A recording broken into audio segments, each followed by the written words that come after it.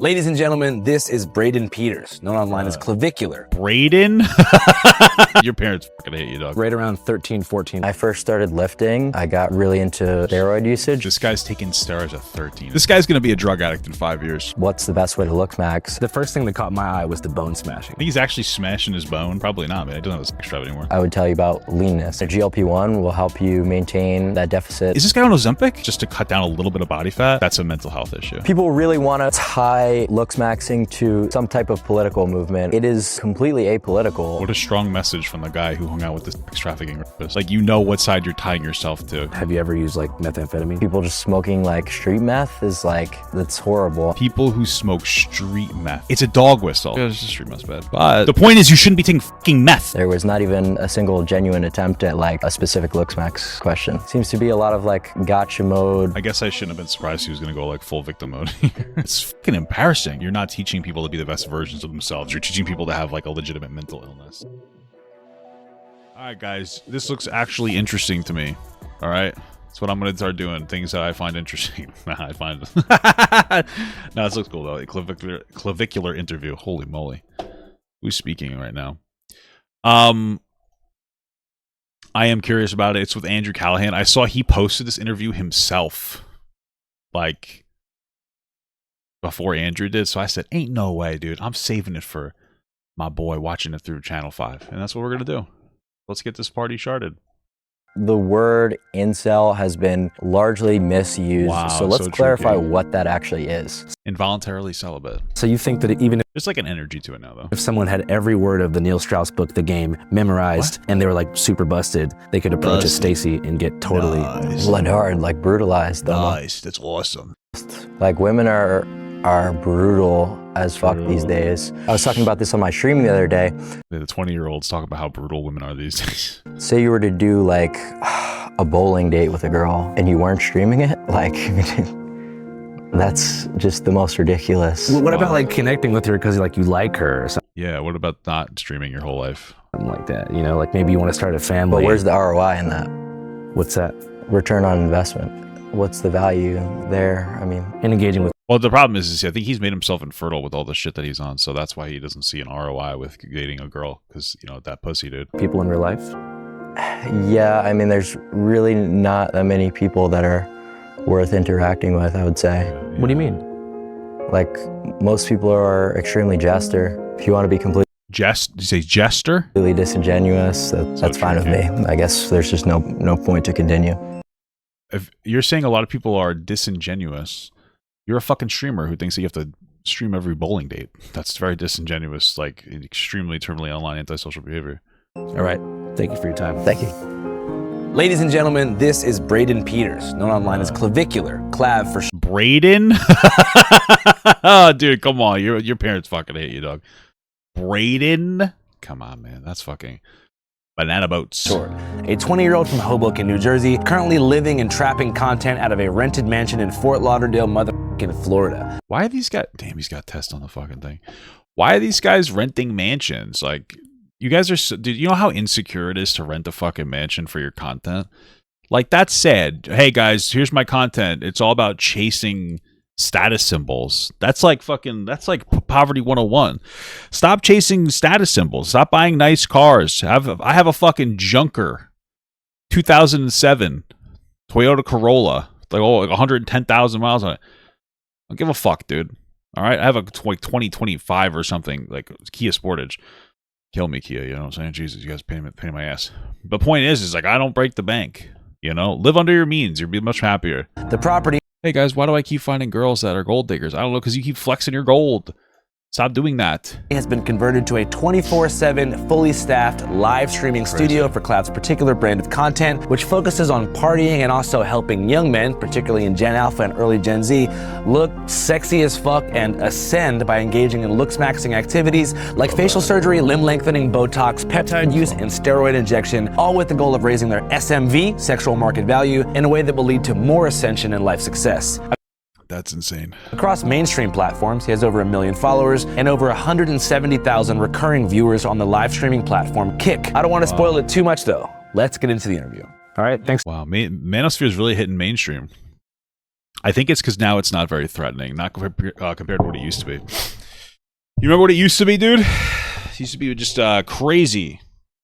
Now it's a little less crazy and it's a little lol-cowy. But I feel bad for all the young men who gravitate towards it, dude. Thanks so much for making the time, man. I appreciate it. Oh, sorry. How's it going? Oh, dude, he just mogged him. No, you we're doing, man? getting started. How are you? I'm good. So for those who don't know, can you tell us your name and kind of what you do? I am Clavicular. Jack off, man. I do live streaming. I hop on a variety of podcasts to talk about sort of my philosophy on why looks are arguably one of the most important things in terms of your success in life. And what do you mean by that? I mean, yeah, man, looks are going to determine a lot. I mean, it's really the halo effect. The way you present yourself is going to determine a lot. And, like, looks definitely matter. I mean, it depends on what you want to do, bro. Depends on what you're looking for. Like, I get it. Like, obviously, attractive guys are going to get, or attractive people are going to get different things. You know, being me, I'm, like, you guys would be surprised, but I'm 6'4". I'm actually pretty buff. I'm pretty buff. You can see my traps right now. You know, I got a lot of looks from women because they're terrified of me, which causes me to have to walk across the street to not feel intimidated or to feel like I'm intimidating them, or, you know, because I'm aware of my presence as a large 6'4" man with a beard that grew up in a very, you know, black and Hispanic area. I look like a Trump supporter. Unfortunate stuff, dude, because that means I look like a pedophile defender. So I get that. That's a struggle for young men, especially big guys like myself. Thankfully, finding my wife, you know, this is going to be like a sad thing. It was so nice. Like the first time I was able to talk to a younger girl, because I was with my wife and she didn't seem afraid of me. You know, that was fucked up. I know that sounds like a joke. It's not a joke, dude. That was one of the, I remember looking at my wife and I'm like, I love you so much. Like, I appreciate you for softening me up because I don't intimidate so many people anymore. That's a scary thing, man. Could you imagine walking around, and just, yeah, the horns effect? Could you imagine just walking around and like a lot of girls are just afraid of you? Like, that's sad, man. Like, I don't want to make people uncomfortable. You know, that's like the first time in my life I felt black. But by the way, the joke isn't that black people are scary. It's that racism exists. Okay, give me a break. So yeah, man, I think a lot of young men feel that way, and I can empathize with that. I respect that. You know, just do your best to be a good man. That's all I could say. Well, what I basically mean is every single trait of yours is going to be perceived differently according to your looks level, right? Wow. So if you're super caged in and shy, but you're good looking, that will be perceived a lot different rather than if you were, you know, an acne-ridden, balding jester, and you stay balding jester. I would love to hear it. Inside all day. People will call you a recluse. They'll call you weird, whatever. That's like all the people that watch you, man. What are you talking about?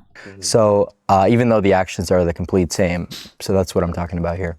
And what's the exact equation for measuring like aesthetic value? So there's a lot of different ratios that go into it to calculate someone's overall facial harmony score. So for example, that could be the width of your eyes relative to the width of your cheekbones, would be your eye separation ratio, or your mid-face ratio, for example. And then you're going to take all these measurements and calculate them into a final percentage harmony score. Yeah, this is insane. Listening to him say this out loud is actually fucking insane. Like, not to be that guy, but this is like a proof that we haven't properly like kept, you know, in check people and their disabilities. Like, I'm not trying to be an asshole, but like, that's crazy what you just said. What you just said was the same thing as if somebody had a fucking spreadsheet for like D&D or even understood how to play that game. Okay, or it was like, hey, I'm on an old steam train, I could show you what all the 1600 levers do. What the fuck are you talking about, man? Like, you sound crazy as fuck. I feel bad for you. And that's how you interact with life, you know, and that's really just instills a victim complex. Did you imagine having this whole like, you know, philosophy of like math and numbers about how to interact with different people, not even worrying about your personality, just all looks based? You know, you're 20 years old on so many steroids or hormones that you've admitted that you can't even get like a fucking boner anymore. Like, that's fucking crazy. That's like such terminally online antisocial behavior. I feel bad. And then you're instilling a victim complex. Like I said, you're instilling a victim complex because you're like, oh man, if I'm not attractive, people won't like me. And you're putting that energy out into the atmosphere. And now you're walking around leading with that. You know what that does to you? If you walk around and lead with this idea that like everybody hates you because you're not attractive enough, you're gonna filter every interaction through that. And the same young men that are doing this are the same ones that complained about Black Lives Matter and think that all black people are victims. you know? But it's like you guys are doing the same thing that you're criticizing what you think Black Lives Matter is about. You don't realize that, right? And who has the highest score right now living? Whoa. I believe it's Matt Bomer. What in particular about Matt's face gives him that high score? It's not one particular thing because it's a calculation of a lot of different Clavicular, have you ever contributed his looks? measurements. Well, congrats on the big viewership and stuff like that. Thank you. It's kind of cool to see the mechanics of algorithmic takeover here. I appreciate that. I read less than a year ago you were a line cook. That's right. Well, it was just one of my many roles at a restaurant I worked at. Yeah, that your dad owned, probably. Yeah. What made you kind of want to jump into creating content? I had already been kind of posting my Looksmaxing. Bro, this guy was dueling between fucking like 8chan and then the bodybuilding misc forums, and he decided to just make this whole entire, like, he basically did fan fiction. He basically did like Looksmaxing is just like My Little Pony fan fiction, but for whatever brand of autism this is. Routine and the protocols I was doing for a good amount of time on TikTok, not really taking it too seriously, and I was posting on online forums. So I was sort of like a well-known name in a really small, tight-knit community. And then I kind of... I guarantee you, I don't even know this for a fact, but I guarantee you he's talking about the misc forums. He was definitely on misc, bro. Took it a little bit more serious because people were asking me, like, how do you do this? What A lot of steroids. And I listen to Michael Hearn, definitely natty. was your experience like with this, peptide, whatever? And Jesus Christ. it started to get a lot of traction very early on. So I just continued with it, and we're here now. Dude, can you just... He sounds a little bit like Mick Shirley. I just want you to listen for it, okay? So going back to like the early days, you were born in 2005, right? That's right. Yeah. How would you describe your like childhood? Was it fun? Pretty normal, Dude, this guy definitely comes from like a rich family. let's say. Most of these streamers do. You'd be hard pressed to find one with like poor parents. Your social experience in school though, how was that? I mean, what age range are we talking about? I guess like right around 13, 14 is what I'm thinking. Well, that would have been during the pandemic. So I was in... That's crazy. Fucking pandemic babies. Holy fuck, dude. This is where all this antisocial shit comes from. It's fucking wild. online school. Oh shit. How do you think that being in online school like, transformed your experience during Dude, it's fucked his whole experience. that time? Well, obviously you're not interacting with anyone. Yeah. You're just like Ladaring. But I mean, was that the time window that you sort of fell into the Looksmaxing community? Around that time, actually, yeah. What do you think? Right at the tail end of the pandemic, actually. Damn. Yep, that would make perfect sense. What do you think like initially appealed to you about it? Having an actual group of people to talk to because you weren't allowed to talk to people anymore? Well, it just seemed like when I first started lifting, and then I got really into, pharmacology and In the bodybuilding misc forms? steroid usage, I was like, this is like literally a video game cheat code. Dude, this guy's taking steroids at 13 is crazy. Is what it almost feels like. And it seemed like so ridiculous to try to play the game fair when I had access to all these things. What was the first kind of thing that you tried out? Was it Test. Okay, great. This kid's killed his entire... Bro, if this guy's gonna be just rotted by my age. He's gonna look horrible, bro. Holy fuck. What's the point of this? Like, you're gonna be done by like 23. test? How do you get that stuff? No comment. But it's like, it's technically illegal in the US, right? But other countries have like more lax regulations. No, it's prescription only. Okay. And how did that affect your like looks immediately? Like when you mix that with a bit of lifting? I started to blow up quite quickly in What the fuck is that? Is his grandma recording him? What the hell is that? terms of the amount of muscle mass I had, but I descended because I was lifting in a huge caloric surplus. So I turned into kind of like a blob sack. Okay. It's like a real question. I wonder, like, who do you think is less healthy, me or Clavicular? And I know this is crazy because I'm a big fat guy. But I asked this for a reason, right? We have Clavicular on one side. Like, he looks good. He's 20. And where he's talking about how he's been on steroids since he's 13 years old. Very online. You've seen him talk about how he's infertile now, about how he doesn't have any sex drive because he's completely dominated his life with steroids. And just like a perception of himself. He streams like 24/7. He rents out a mansion just for the optics of it instead of buying like a place that's cheaper for like a long-term strategy. This guy is 5 years from now. Right? How many different things do you think that this kid is unironically going to be on in the next 5 years? How fucked do you think he is? Right? It's just I'm just asking that question. You know? I think it's a serious question, dude. Plus, you know, he doesn't have the quads, bro. You know, he doesn't have those quads, bro. You know what I'm saying, dude? Plus, you gotta see it, dude. You gotta see. Don't look at that. Don't look at that. Just look at these. Just look at these, dude. We're fucking quad maxing. What are we talking about here? Right? I mean, you really can't beat that. We're just maxing it out at that point. You know what I'm saying, bro? Okay? So, and you want to know what? Maybe I should have said, who'd be healthier at my age. Look at that. We're trap maxing too. All right. And the only testosterone I'm on is just drinking other guys' cum. So, but how do you like that? Ain't bad. You know, I definitely looks minned from taking tests and just bulking, but it wasn't the test. It was just like prioritizing physique and mass over leanness and angularity. And you were already creating content like right off the bat when you found this stuff? Or? Also, I mean, I feel like the mental health part, I feel like I'm mentally healthier than this guy. This guy's going to be a drug addict in 5 years. I'm not trying to be rude, but I feel like there's a lot of different things to consider here.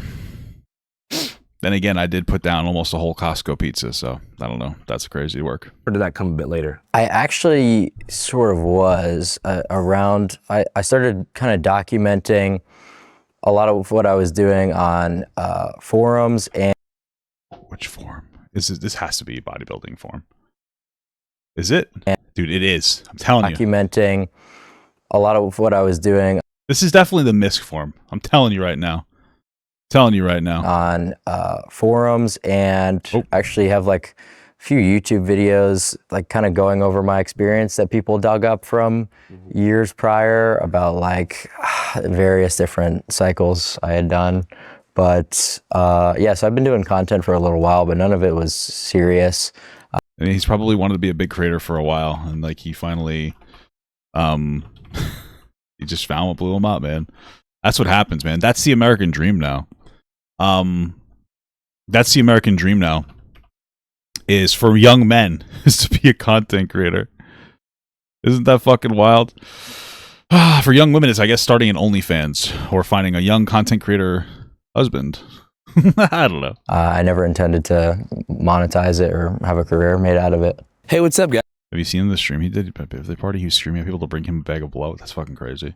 Guys, this is not an advertisement, by the way, but did you hear that about a year ago, we bought back our old show, All Gas, No Brakes? Awesome. Remember from 2019 to 2020? I forgot about that shit. I forgot they had to give that up, I think, to HBO. First show. We bought it back, as well as the entire catalog of unreleased All Gas, No Brakes episodes. If you're my friend and you come visit me in the RV, do not take a shit. Oh, fuck! Jesus Christ! MS-13 is actually the biggest piece of shit I've ever met. And guess Is MS-13 a person? Guess what? We are currently on tour right now, going across the country. This is an advertisement, Andrew, and I will always watch advertisements when I react, okay? But you fucking lied to me, dude. Screening OG and new All Gas, No Brakes material, and screening some never-before-seen Channel 5 documentaries that I think you'd like to see. So if you want to come to our C5 Carnival, which I definitely want to come, is a hybrid all-gas Channel 5 screening. I guess that's something I could do that Clavicular can't, man. It's sad stuff, brother. With a talent show and a rap battle embedded inside of it.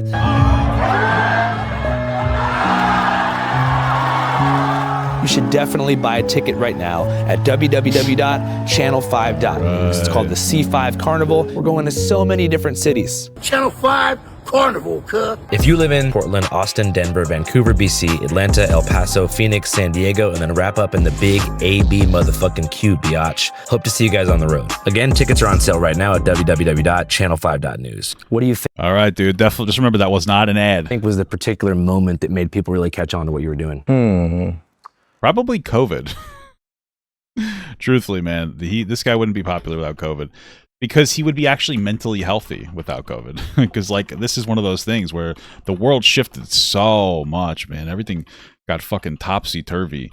priorities changed. People were antisocial. They were just looking for some kind of like acceptance. It fucked everybody up, man. I would say that a lot of like the DIY stuff was what blew up because a lot of people were too scared to try it themselves, like doing injectable fat dissolvers and stuff. Dude, that's crazy. Dude, and like, listen, I'm not trying to be that guy, but like, it's crazy how much outrage there is when people are like, oh, get DIY like estrogen or whatever to be trans, right? Which I don't think you should be doing at all, right? But like, what is this guy doing? Like, he's sitting here, like, he fucking pounds his face with like a fucking, like a meat thing, like a meat tenderizer. He's on test since he's 13 years old. He's obsessed with his looks. He can't stop streaming to a bunch of people. He's got like, obviously, like mental health issues worse than any trans person I've ever met. I mean, what the fuck, dude? And nobody's having an outrage about it. How come you guys don't get upset when people like this are destroying their futures? He's already said he literally cannot have babies and doesn't get horny. Like, where's the outrage? How come nobody's worried about him? That's fucking sad, dude. This guy's life is in the shitter. He's not gonna make it past like 23. Like, it's gonna be fucking bad, man. It's gonna be really bad.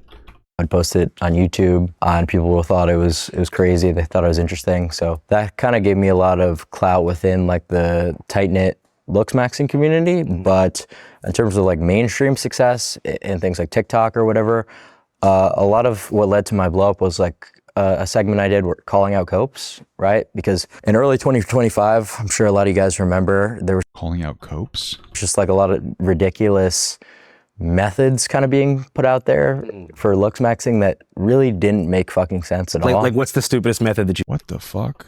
you saw where you were like, no way? Oh, dude, there was this one where it was like jumping to get taller. What do you? It's like called like Masai jump. Fuck, I don't even remember, but it was really retarded. Whoa! So I kind of just said to the one guy who's kind of pushing it, like, dude, like this is clearly kidding? cope. This is ridiculous, and you know it. And that kind of gave me a lot of clout, like exposing jesters, I'd say. So, like, low-hanging fruit? Like, that's what you're telling me right now.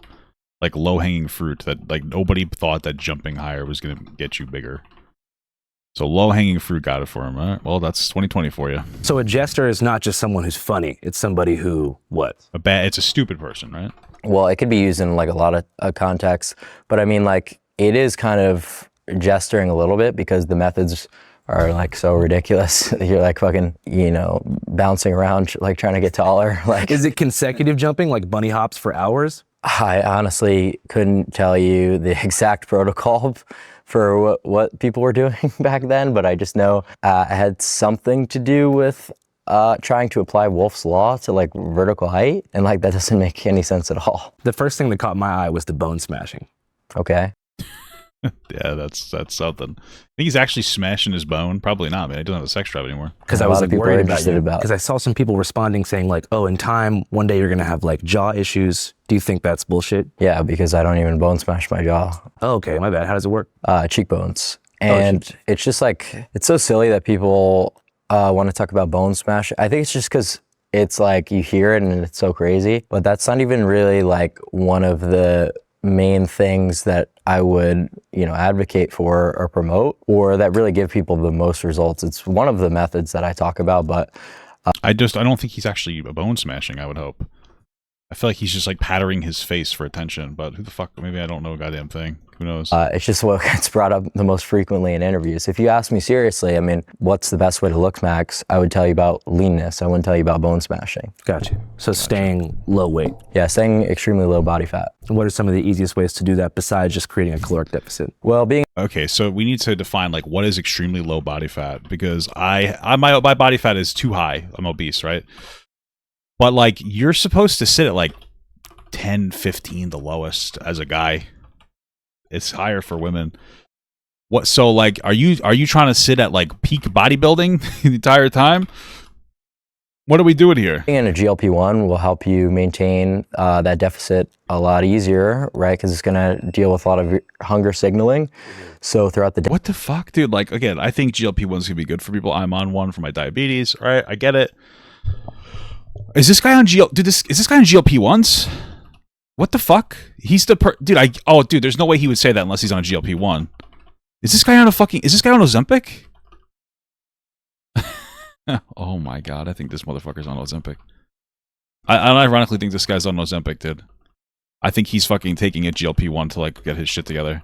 It's not even get his shit together. I think he's taking a GLP-1 so that like he could be like skinnier without. That's crazy. Okay. Who the fuck is writing him his scripts? Like, why isn't that person arrested? What the fuck is happening? He's on meth? I guess that would make sense. Which one's healthier? Day when you're on a cut and trying to maintain your deficit, you're not just going to be constantly thinking about food. So that's really helpful. What do you think about Ozempic? That is a GLP-1 agonist. That's what we're talking about. It works by just agonizing the one receptor, unlike Reta and tirzepatide, which hit multiple receptors. So this just slows kind of your gastric emptying and like almost. So here's the thing. Here's my thing. I don't think anything he's saying here is like a confirmed accurate. He's just saying it with confidence because we don't 100% know exactly how GLP-1s work, like 100% right now. That's my understanding. We still haven't, like, the data isn't 100% out. I know that I think it stimulates your, I want to say pancreas to create more insulin. I might be totally off on that. But I don't think that we're like 100% on that. So I think he's just saying things based on what he thinks he knows from like the MISC forums on bodybuilding. Almost nauseates you in a way so that you are unable to eat through that. Well, yeah, that is part of it. It makes you nauseous, yes. It fills your stomach up and it slows down, like it paralyzes your like digestive system. And there's things that suggest that it stays forever. Like it doesn't even like recover from it. So you don't want to go on too much too fast. And then it gives you like heartburn a lot of times, and heartburn is a lot worse than you guys think. So but Reta is a little bit more like, you know, meticulous, I guess you can call it. So if I'm 202 right now and I want to be 185, what's the fastest way to get there in 30 days? Well, I guess just die. That's fucking terrible, dude.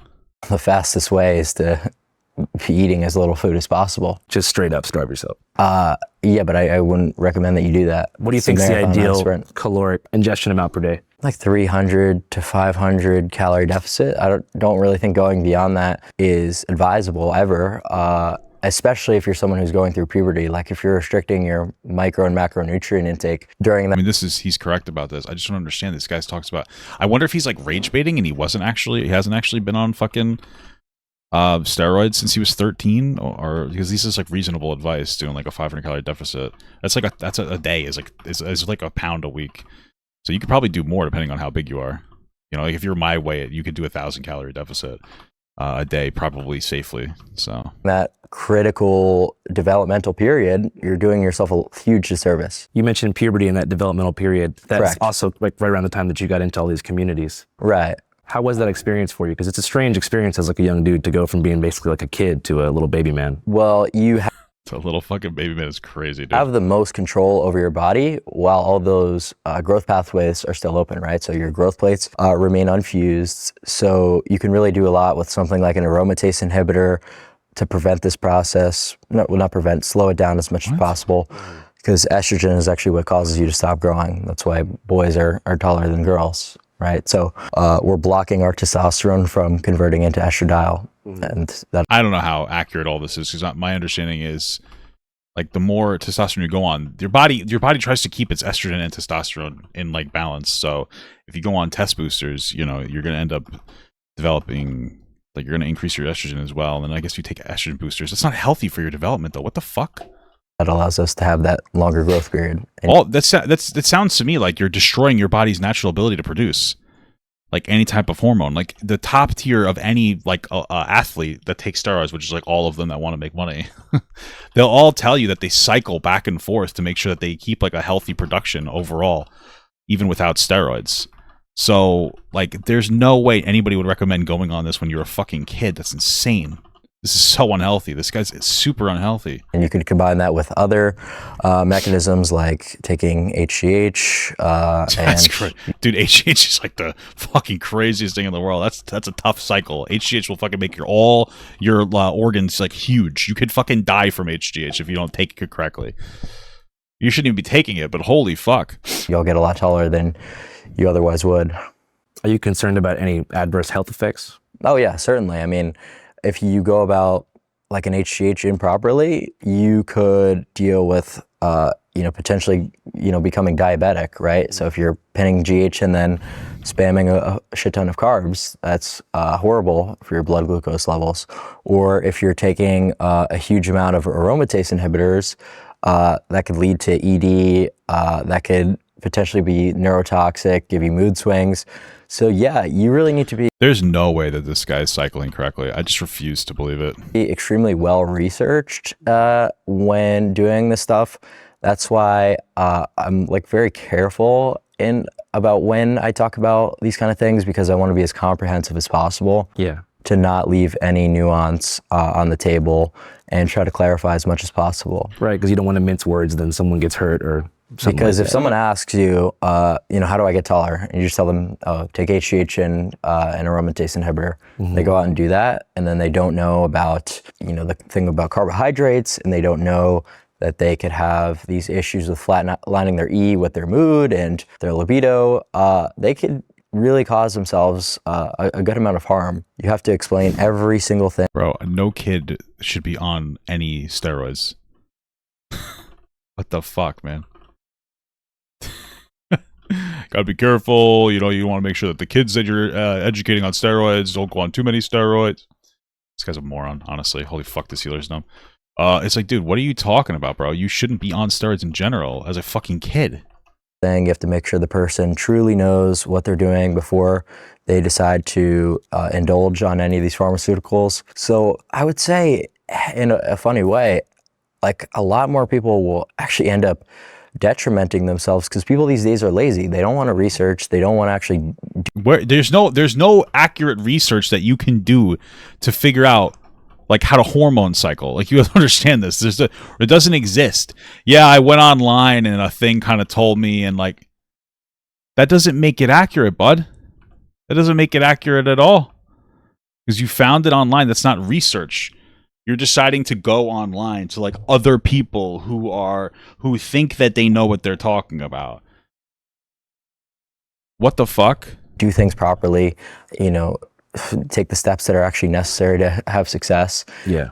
So it's really just about that. I think people are scared to make friends now too. Screen time's at an all-time high. That's true. People aren't really going out. Community's kind of in collapse. Less people have real friends. I don't know the relevance of that.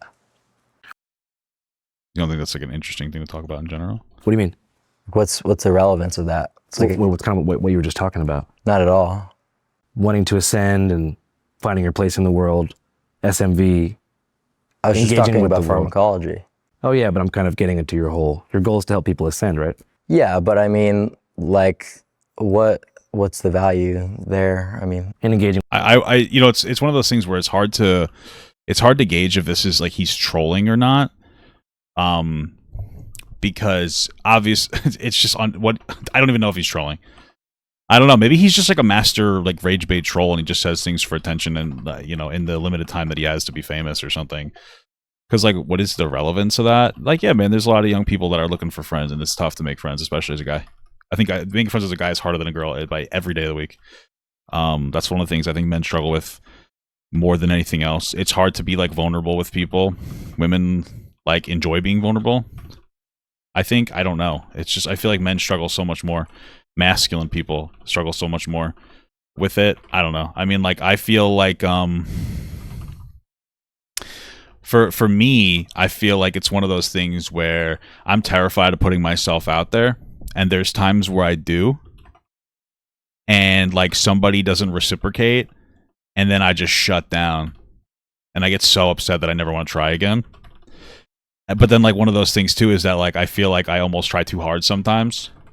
So I have like I bounce back and forth between trying too hard and then not trying enough. And I feel like that's not unique. I think a lot of young people, a lot of young men especially, girls can have this issue too, but they just do, they feel that, especially, not trying to be that fucking guy, if you're like a little bit neuroatypical or whatever, maybe you feel a similar way. You have like a lot of intense emotions or feelings or whatever, ADHD stuff, all that other jazz. So, it's really all part of the fucking thing, man. What? Yeah, that's why you should journal max. Yeah, start writing a journal. It's tough, especially since now you're not even forced to go outside. Like back in the day, you're kind of like forced to interact with people. What are you gonna do? Sit inside and read? Now it's like you got video games and shit, so you can make like these friendships online, and they're so disconnected that like if it fails, it doesn't matter as much because the buy-in's not as great. You know what I mean? With people in real life? Yeah, I mean, there's You'll be my friend. We can play League together. Nah, we can't. My wife banned me from playing that game because I say too many racial slurs. Not just the racial ones. Relax, guys. I'm not only racist. Relax. really not that many people that are worth interacting with, I would say. What do you mean? Like, But you don't know that because you won't try. most people are extremely jester. Like they're Okay, this guy's a fucking doofus. funny, or like they're just like Just have completely misprioritized lives. I would say the average person that you meet who's like an enjoyer of sports, who drinks beer, for example, you know, let's go have a beer at the pub and watch Sunday football. I want to agree with him because I think sports are gay. I also grew up without a father, and even if my father was in my life, I'm Jewish, so that's my father's Jewish. So like, I mean, I don't know. Anyway, but I mean, dude, having a beer and chuffing back a dart. Oh, dude, you really can't beat it. That's the number one thing, dude. You're never gonna believe it. The greatest thing in life, dude, is having a fucking beer and a cigarette, or coffee and a beer and a cigarette for fucking dinner, because you don't want to eat too much because you want to get fucked up and keep that buzz going, or a coffee and a cigarette for breakfast. And it's terrible. It's toxic, but it's fucking crazy, dude. Dude, you guys ever have that shit, dude? You fucking go out and you're just fucking drinking vodka crayons all night. You know, you're getting fucked up. You're having a good time. And then you fucking wake up the next morning with this, and you smoke cigarettes outside in the cold. And you wake up the next morning and you're just sitting there and you're fucking having a coffee. Dude, it's fucking crazy. Nice black coffee with some Splenda. You really can't beat that shit, man. It's crazy. Like, that's the worst thing that you could do. Like, you should be on PubMed reading various different studies on how you could Looksmax. Yeah, I'm sure that exists. you don't think there's any value in like social interactions with people? I wouldn't say people in general. I'd say that there's certain people that you could certainly learn from, but the average person that you encounter is literally like lidaring, watching like a baseball game. Okay. So you think most of humanity is sort of like enslaved to these consumer habits that prevent them from ascending? Well, that's why you would try to find people with interests that you have of your own as well. Yeah, I would say that's correct. And you think that certain stuff like sports, drugs, alcohol, all that stuff is like ways to keep people contained and like kind of prevent them from becoming their true elevated selves? Holy shit. I would say that it's certainly misused, right? So like, people will just drink alcohol for no reason at all. It seems like, let's go have a drink, when if you were actually smart, you would realize the purpose of alcohol is to lower your inhibitions to talk to girls. So that's the only time in which it makes sense to leverage such a toxic drug like ethanol. Okay. Oh, sure. I think there's like a little bit of an irony that we're like trading one addiction for another, you know?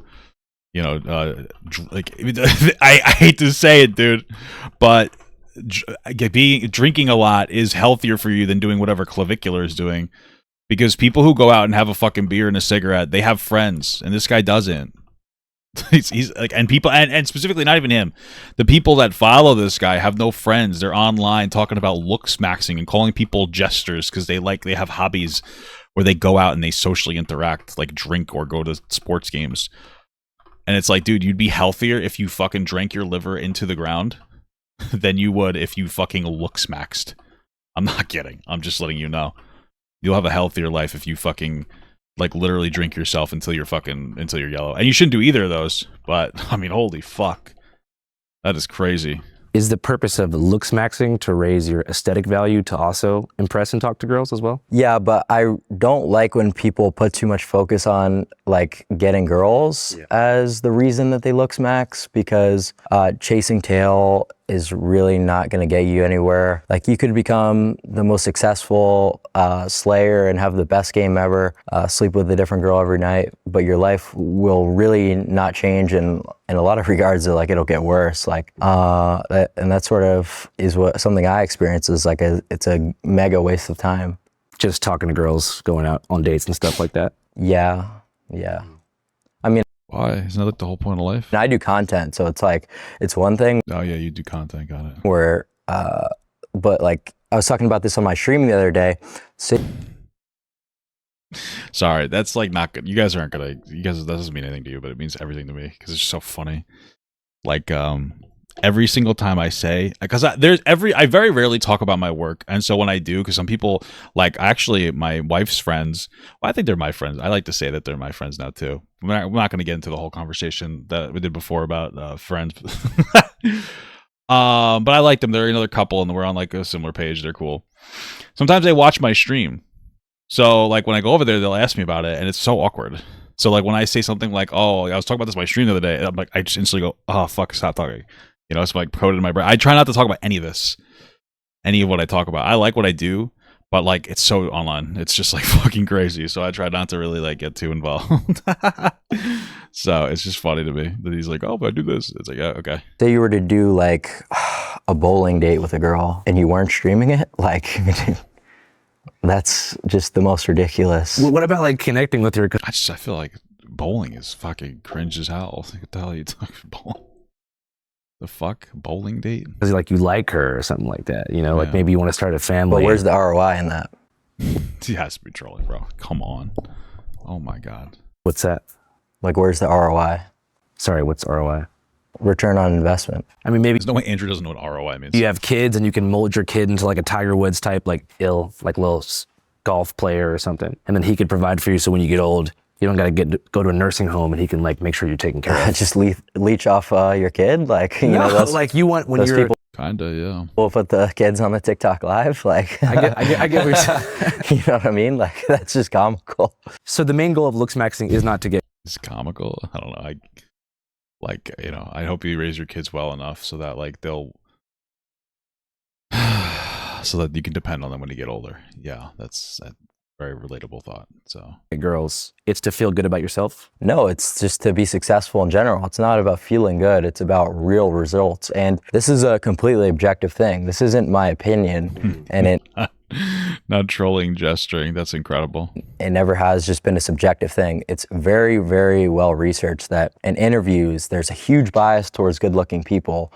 In dating, obviously, a huge bias towards good-looking people. Yeah, sure. There are biases against good-looking people. That doesn't mean that you want to harm yourself to look good, right? So just to be clear. So objectively, you could hate me as a content creator, but realize like the value in what I'm talking about. There's no value in what you're talking about.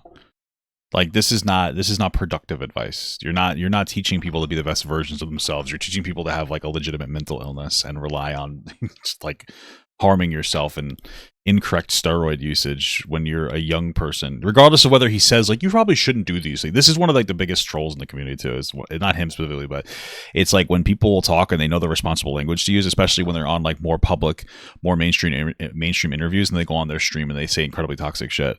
So they're like, yeah, you should only like the calorie deficit by 500, and then he's talking about being on Ozempic, and it's like, okay, these are generally conflicting things. Like Ozempic is a shortcut to help you like super cut down, or he's like, yeah, you probably shouldn't go on these things and you should find the right education, but especially if you're young. But then he's like, yeah, I was young and I was on gear, and like, oh yeah, you should maximize your gains now with fucking different PEDs. Like, what the fuck? So the goal, when you say success, you mean like mostly financial and economic? Well, really anything. It's hard for me to think of something where looks wouldn't benefit you. I mean, in your industry, you know, you're a content creator, you're streaming all the time. You think that if you were not physically good looking, you wouldn't have as much success? No, I wouldn't at all. Even if you were like a genius, like Beethoven level creative, but you were busted, you don't think you'd pop off? Well, that's the thing. So now you have to be so well off in another category to compensate for your lack of looks, that you have to be a Beethoven level player in order to compete with a guy who's, you know, just like, you know, mogging and going to the club. You don't have to do any of that. Let me give you a little advice. This is for the young men out there. You are sitting here and you're like, I'm dog shit ugly. But check this out. Girls are too. Okay? Girls are also dog shit ugly. All right, if you for the level of ugliness you are, there is a girl out there that is. There are a lot of girls out there that are just as ugly as you. That's it. Okay, don't worry about it that much. Smell nice. Number 1 through 5 advice: smell nice. Unironically, I don't have a sponsorship. I would take one. I exfoliate with Dr. Squash soaps every fucking day. This is a real thing. I put it on a nice loofah. I exfoliate. I started exfoliating in my 30s. Don't tell anybody. Okay? Don't tell anybody that. Smell nice. Smell nice. Try to get a decent job. Hold down that job too. You know, try to have some basic hygiene and try to have a bit of a personality. And yeah, go to the gym. Go run Wendler 531. Go look 5x5 Strong Lifts by Mark Ripto. Go watch Alan Thrall. Do these things, but you don't need to be the hottest guy in the world to get a date, bro. You don't need to. Okay? So, just keep that in mind, okay? You know, so that's why it really gives people a huge advantage in life to have looks on their side. Yeah, I think it's definitely true. But you don't think there's any value in like having a girlfriend that you like or an in-person community to like meet your essential needs and find belonging? Well, I'm just a little bit like weird. Like, I don't know. It's hard for me to enjoy some of the same activities that normal people do, but it doesn't really matter because that's just like my personal anecdote. They're not mutually exclusive. Right. Growing up, what did you enjoy doing the most like, before all this stuff? I mean, I would just mostly like Ladar on my PC. What? Ladar? What is that? Like I was reading. What kind of stuff were you reading? What? I was reading different forum posts, different studies, just whatever research you can think of. About looksmaxing and developing your aesthetic? Looksmaxing, bodybuilding, all that kind of stuff. Dude, I'm telling you right now, I don't care. This guy was on the fucking MISC forums, okay? I know this. I could tell. He's a fucking MISCer, dude. He's so terminally online. You guys probably don't know what that is. I used to have a shirt that it was a picture of Bert from Ernie and Bert. It said, "You aware?" Okay, I know the bodybuilding memes, dude. I know who Jason Genova is. Okay? I know about You Aware? You Myron, bruh? Like, I know all the fucking memes. I know that this guy was like some terminally online fucking dude. Okay? And I remember working at the bus company, and one of the guys I worked with, his name was Tom. He called Jason Genova and had a whole conversation with him about the haters, okay? I know your fucking world, dude. I know where you come from. It's cringe. It's a very terminally online community, man. You're a fucking kid on the goddamn bodybuilding MISC forums, dude. The fuck is a MISCer? You don't get it. You just don't get it. You don't understand. I have deep ball knowledge here. Okay? So, I don't know what to tell you, but this is relatable for someone. Were you unhappy with how you looked at the time? Yeah, of course. Big Lenny. What were some of the things that you immediately wanted to improve right off the bat? My muscle mass was probably one of the bigger ones. I didn't really have much of a presence. I was quite skinny, so I was like a little bit lanky because I grew pretty early, so I was a lanklet, yeah. Do you think that affected your social life? Yeah, I'd say so. In what way? Well, obviously people are going to be more drawn to you if you're good looking, and I would say that, you know, growing up, especially during puberty, early into high school, I really wasn't, so it is what it is. So you feel like you had a harder time making friends? Yeah, but I would attribute most of it to sort of my brain chemistry and like a lot of the No kidding, yeah. Maybe differences and activities I enjoy more so than looks. You know, so I'd definitely attribute it to that. What activities does this guy enjoy that he's talking about? I would love to understand like the specifics of what this guy is talking about. Because that's just so vague, you know. And also, listen, man, not to be an asshole, you should find people that like you have common interests with. You can experiment outside of your comfort zone. You can try to do some stuff if you know what I mean. Try other things. You don't have to sit online fucking bodybuilding forums and just like fucking perseverating about dumbass shit online. You can also go outside, try different things, try new hobbies. Did you experience any kind of like social anxiety during that time? Yeah, I still do. Yeah, I get pretty anxious. Just meeting new people? It really just depends on the scenario. I would say that meeting new people who have like a higher status is usually something that I get a little bit anxious about. Oh, he's talking about meeting the Tates guys. Because you don't want to like, blow I it guess he's a young guy. He doesn't want to get sex trafficked. or whatever. Make a bad impression. Yeah, but like if I'm just going to a club, for example, like my impression doesn't really matter that much because a lot of the time it's just like random people in college. Did you find that engaging with people online as opposed to in real life helped kind of ease some of that social anxiety because you didn't have to deal with so much like in-person immediacy? Yeah, like Discord maxing was probably one of the better things to do because you could actually find like people who have the same interests as you, and you're never going to encounter people with the same niche interests like Looksmaxing like you will on internet forums. Did you ever actually meet up with any people from? I mean, that's kind of how things work, right? That's kind of how it all works, isn't it? It's like you go online, you find a whole community of like really niche, like obscure, random, dumbass shit, and you're like, these are my people now, Instead of like going outside and trying to connect with people in the real world.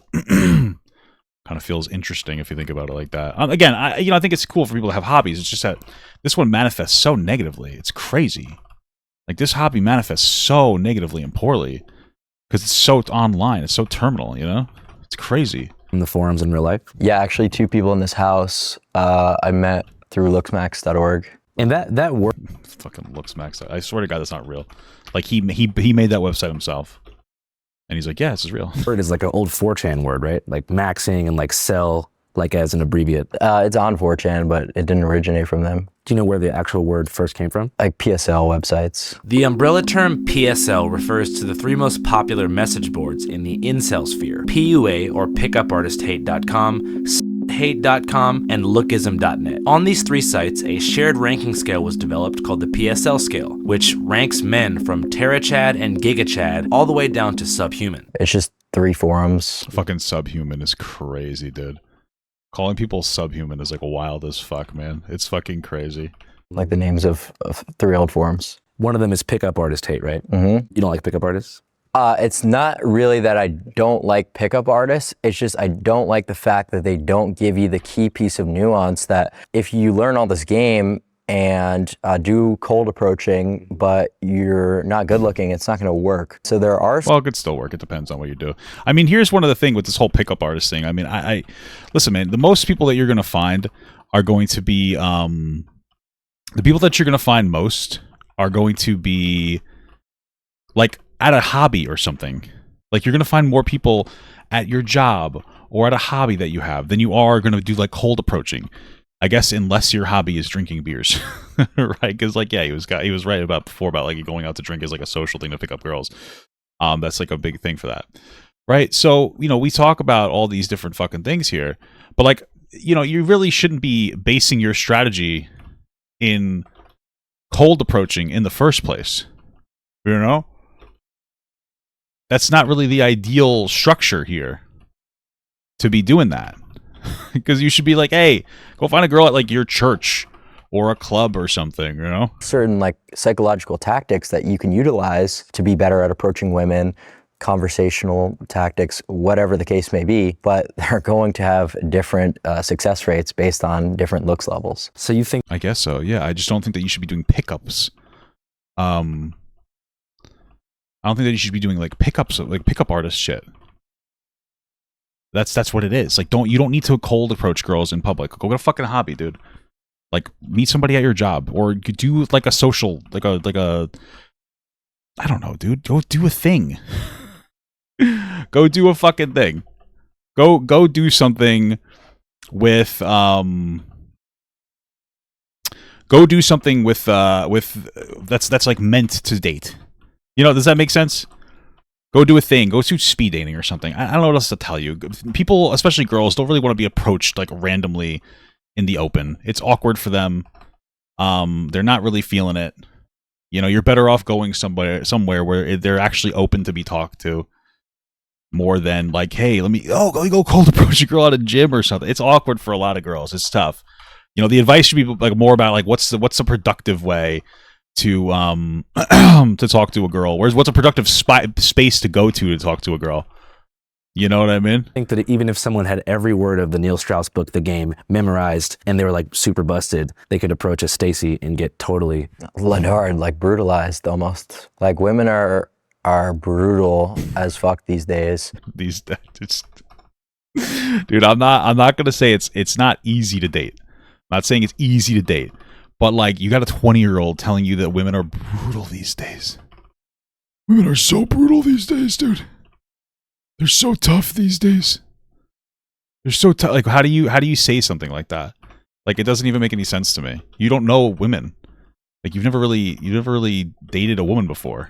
You don't really know. What the fuck is happening here? With rejecting people, I think is one thing that I don't really like. Sometimes a dude will, in a bar, literally just like go up and call a girl pretty. Like, no creepiness to it, no like overly like touchy or whatever. Yeah. And sure, that's also like a bar where it's like kind of acceptable to be talking to people. Like she'll start like screaming like just to embarrass the dude and like brutalize him. What do you think causes that? What?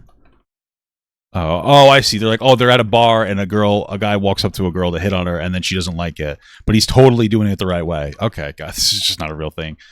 Like, not most girls aren't doing that. Like, it's just this is not happening the way that you want to say that it's happening.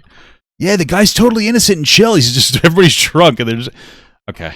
Yeah, it must be. I don't know what to tell you. That's not really happening. Like, guys are getting rejected at the bar. That is true. That is how the world works. But it's like, oh, they're so brutal. They're rejected. They'll make fun of the guy. I don't think that that's really happening in a meaningful capacity. Pulse. Well, I mean, I think it's just that they feel disrespected that someone that lower in percentiles feels that they could somehow enter like a relationship with them. It's sensible. I don't think that this is like happening in this way. That's like so toxic in the way that they're saying. Like, at all. Like, you're not getting fucking owned. You're not getting like uber fuck owned by these people, by girls. In most cases. I think that it's really tough to like be the one approaching girls. That I think is real. And so rejection sucks, even if it's a light rejection. Like right now, you can't see the chat, but these people won't shut the fuck up in the chat in the game that I'm playing right now, criticizing how I'm tanking, which is probably valid because I don't really, I don't know any of these dungeons. I'm literally doing like a +6, like a mythic plus, right? But I'm not taking it well. I'm fucking tilted. You guys don't even understand how fucking pissed off I am. They're probably right. I don't like the way they're saying it, which is pissing me off. But, you know, not taking rejection very well. That's a very normal human experience to engage with. So you're probably getting rejected by a girl. It's probably not that bad, but you're getting in your feels. You're getting your ego. You're around your friends. You're getting rejected. You feel like a fucking asshole. You're on a stream. You know, you're feeling some type of way. you get the chat hidden because you don't want people to make fun of you. You know, you got all these things going on. All these feelings. That's what it is. It's fucking crazy. To a degree, you know, how could you actually think that this approach would work out? But I don't really think that there's a reason for them to like just go out of the way to like be brutal. On an underlying level, what do you think's causing that just like hostility? Do you think it's like the way culture has shifted? It's not really like hostile a lot of the times. I think they just kind of also think it's like funny because they'll post it on like social media after. Dude, you're a streamer. Like, this is what I'm talking about. This is like very online behavior because you understand, like, he's like, yeah, they posted on stream. They posted on social media. You're a streamer. Of course they're going to do that. You're different. You're also like part of a sphere that's disrespectful to women. Of course they're going to treat you worse. Like, what the fuck are you talking about? You know what I mean? It's different. You have a different experience because you're a streamer. Things are different. But like, he's applying that experience because he's young and he doesn't understand the difference. He can't separate like his reality from the reality. Of like dudes hitting on them and to like embarrass them, basically. Yeah. What did you think about the whole Nautica Malone situation? What is that? That was the Goonicide. You know, the guy at the Bikini Beans in Tempe, Arizona, who went through and he had like supposedly no pants on, and they posted a video of him and he took his own life the next day. What? So dude, I don't even know what the fuck that is. Did he go in there with no pants? Like, what? Was he homeless? I don't understand what the fuck's going on here. You familiar with that story? I'm not. No, you're gonna have to fill me in. We just made a documentary about a vigil they did for him. Here's a preview of that upcoming documentary. Dude, he's getting so good at these ads. He got me on that one. But have you been here before? Yeah. Sir, you need to leave. Unacceptable. Unacceptable. Oh! Police say a man took his own life after getting caught committing a sex crime in the drive-thru of a coffee shop. Say his name! Nautica! Say his name! Nautica! Nautica's death is bigger than 9/11. This was a What the actual fuck? recurring incident that all the girls were aware of. You killed that man. Nautica was a gooner. He was left behind I think I just wiped the group. by his wife and 2 kids. Do you think they consider him a goon lord? I think they view him as a loving father that did a radical thing. I want to be just like my father. He was a gooner himself. You know he did it in that parking spot. No shit. That's messed up. I analyzed that video over 1,000 times. That man had pants on. Have you ever exposed yourself in a drive-thru? No, but I probably will in my future. You killed that man! You killed that man! Acting like it's a joke is damaging for everyone involved. The spirit of the gooner was really all around us. I can't go! I can't go! I can't go! If you'd like to see the Are they saying I can't goon? Like they're saying I can't breathe? Are they George Floyd maxing right now? I'm sorry. This is fucking crazy. uncensored, extended, and exclusive cut of the Gooniversary, head to our Patreon at www.patreon.com/channel5. I unironically might actually watch that with my wife and then talk about it on our Rob and Dan podcast that I have to start posting episodes of. It will be in the description though. The channel is there. But I will say, and maybe I'm uneducated on the situation, but if you're going around and you're getting naked in your car with the expressed intent of people seeing you because you want to like do some kind of disgusting public perversion, I don't necessarily feel super bad for you. I'm not trying to be an asshole, but that's like some fucked up shit. It makes women feel really uncomfortable. It ain't right, you know, so keep that in mind too. That's just fucking crazy. Am I wiping us super bad right now? Like, what's happening right now? It costs $5 a month to sign up, but your subscriptions help keep the lights on, and there's a ton of stuff on there that you simply cannot see elsewhere. I'll put the link in the pinned comment and description box of this video. Alright, back to Clav. Okay, well, like he was fully naked with his No. He has a shirt on. But his phallus, let's just say, is showing to the workers. According to the workers, there was phallus. According to Nautica Malone supporters, he had very short shorts on. I honestly believe that the workers in that case, like, I mean, Based? Is that Chad, is this based? I don't really think that anyone should take their own lives, but there's a clear difference there between. I think that the educated conversation comes into play where it's like, did he get a proportionate punishment by them posting him on social media? That's where the conversation is going to go. And there could be something really interesting to talk about it, where it's like, you know, do you deserve that type of public embarrassment if you do something like that? And then it gets into a new conversation of why didn't the cops do more to stop it? Because I guarantee you that they called the cops. And then we get into a conversation about what do you do as an individual if it happens to you and the cops don't do anything about it? Like, how are you supposed to proceed to get them to stop? And this kind of roots back to like most likely being the police fault for being a failure, honestly. And you could probably blame the police more than anything else for that person taking his own life. But that's a whole different conversation, dude. That's a whole different conversation. And I managed to root it back to the police were bad. So based? Is that based? Between showing your genitalia and being clothed, even if it's promiscuous, even if it's degenerate, and I could call that out too, but like that's just straight up a sexual harassment to just like go somewhere with your genitalia out.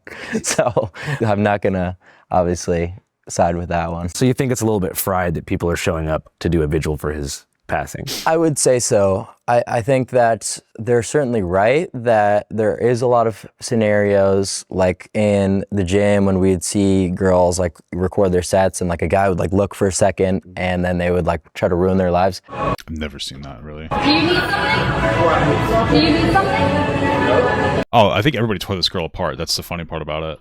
It's like nobody was on her side. So I think Joey Swole made a video about it. Okay, I thought so. Like, yeah, that is horrible, right? So that shouldn't occur. But like someone pulling up to a restaurant naked, it's like that just kind of ruins all the optics of everything if you're gonna like make this part of like the argument, you know what I'm saying? So back to rejection in general, there's something they call the Gen Z sex recession. It's alcohol recession too. Although maybe that's why Andrew Callahan put that on there. Like he was explicitly looking for that's like an example that's like different, I guess you'd say, where like the guy, you know, I don't think it's happening that much. I think a lot of this is like people are desperate to be popular too. It's one of the problems. What the actual fuck? And they're rage baiting. So women will rage bait. A lot of gym goers will rage bait, honestly, with this kind of shit. But sounds like you might think it's kind of a good thing, but right now there's less people ever, like in the past 50 years, that are going out. Why would I think that's although this is like a real question, and like maybe this is a dumb asshole ignorant question. I see Joey Swoles calling like a lot of people out online, right? A lot, and like they pretty much all deserve it, right? Understand that. But I never see him call out any red pill guys for their disgusting behavior, for their inaccurate approach to trying to quote unquote educate young men on getting fit or healthy when they don't actually give you like any decent workout plan or anything. And so, but I do see him like following Myron Gaines on Twitter. So like a legitimate question, like, does Joey Swoles not care about like real problems? Like, does he just go for like the low skill, easy dunks? Does he realize that he has like a community that's adjacent to red pill and he doesn't want to disturb that audience because he could lose sales on his shit fucking hot sauce? Like what? This is a genuine question because he's supposed to be the I want to help people thing. So does like, and maybe I'm 100% wrong. How often does he call out red pill shit? Like routinely disrespectful to women, but he follows red pill guys. Like how crazy are we here? Just a question. I don't know. I guess I'd like that answered. You know, tear me apart, dude, if I'm wrong. A good thing. Because you mentioned that alcohol is like a slop of the masses and that dating is a waste of time. Well, no, I just said the exposure should be limited, right? So like if you're... Yeah, that was the thing with the whole Hulk Hogan thing, like whatever. I didn't really care about that, but that's when I found out that he follows a bunch of red pill people on Twitter. And like he's definitely like MAGA adjacent. And I don't think he actually cares about young men. I think he just cares about grifting for his fucking dumbass hot sauce. Like I don't think he actually gives a fuck about women being like respected or anybody being respected. I think it's like low effort dunks for money. He doesn't really give a fuck. Someone who just like has a drink before going to bed or has a drink when they go out to lunch with their buddies. It's like, okay, you are just causing, you know, you're basically gesture maxing right now. That's what it is. Oxidative stress to your body for literally no reason. Because the way that I think about it is, you know, being super results driven, right? So like actually being able to talk to girls, potentially like, you know, get a girl to go home with you. Like that's an example of, okay, maybe the oxidative stress could be justified because you got the success of, you know, slaying a girl, for example. Slaying a girl is so funny to me because I know it's all online, dude. It's all fucking bodybuilding shit. Slaying a girl? You know, that's kind of like a meaningless pursuit, and that's a whole nother huge philosophical argument, but just for the... What, girls? Is a failed pursuit? What? The purpose of this interview, that would be like one example where it kind of makes a little bit more sense. Yeah. But I don't really think that people should be drinking and doing drugs recreationally for the most part, and I know that would appear super hypocritical because well, you are doing drugs that are arguably worse than alcohol to your body, so do it a good amount. It's just something that I utilize for my work, for my content, because I can't really like function around people too well. It would be super entertaining. Bro, can we just talk about, because I remember watching Louis Theroux too. Can we just talk about how like these guys will do something hypocritical? Like whatever that fucking one dude was, Tiki Taki guy. He's like, yeah, OnlyFans girls are bad, they're whores, they're bad, they're terrible, but then he like owns an OnlyFans like whore farm. Right? And then this guy's like, yeah, you shouldn't do any drugs or alcohol or any recreational ABCDXYZ. And then he's like, but I actually do, but I have to for content. And it's like, wow, you don't, but you fold so quickly, man. Like you guys fold almost instantly. It's fucking embarrassing. Like you have no morals. It's fucking pathetic, honestly. It's fucking crazy to me, you know? In my sober state. What drugs do you find help you the most? Pregabalin, stimulants, I'd say. Crazy. Yeah, so just drugs that keep you up, basically. Make it easier to talk to people and do your job. Pregabalin's a little different. It blocks certain neurotransmitters that are excitatory. right? So your glutamate, and that causes social anxiety, right? By blocking that neurotransmitter while the drug's half-life is active, now you're like in a low inhibition state for, you know, the 6 to 8 hours. You don't got to talk about this if you don't want, but have you ever used like methamphetamine? Yeah, no, I've used methamphetamine. Do you know what Adderall is? Pretty close chemically to meth. Right, yeah, so it's dexamphetamine. I was just taking dextro. I just wiped this. Methamphetamine. You think meth kind of gets a bad rap? No. Well, thank God he answered that question, honestly. Do you think that meth gets a bad rap? Yeah, I would hope he doesn't think that. That'd be fucking crazy, dude. It is fucking meth, so. I don't at all, because it's different isomers that are cooked up by like literal biker gang retards. Whoa! Not actual pharmacies that are like, you know, giving you like a Desoxyn script. So it's totally different. Like people just smoking like street meth is like, that's horrible. And I don't really think that anyone. Dude, do you hear what he's saying? Do you not understand what he just said? People who smoke street meth. Okay, I need you to understand why that's like super problematic. Because he's making a he's differentiating like meth you can get on the streets versus meth that you can get in like some kind of a controlled space. Those are basically his words, not mine. So it's insane when he says something like that, because it's a report. It's a report of the self.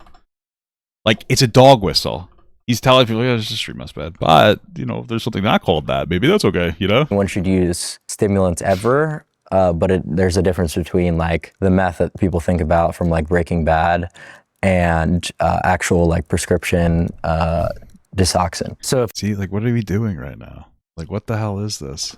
if you did have the Heisenberg 99.8% pure, you think that it would come with less adverse effects than what you say is retard biker myth? Yeah, I mean, but it's just about dosing at the end of the day, because there's a lot of dopamine toxicity that you could get because of how easy it is to abuse the drug. It's super addictive, and there's no doctor controlling the amount that's prescribed to you because you're buying it from drug dealers, obviously. Yeah. So people aren't able to control their dose protocol. They're doing hundreds of milligrams sometimes and causing a fuck ton of neurotoxicity. That's why I think meth is something that should never really be done. I just share my experiences because I stream so much that if I tried to hide anything, it would just come out anyway. I began blowing up on social media, and I wanted to ascend in a very short time frame, so I was meth maxing.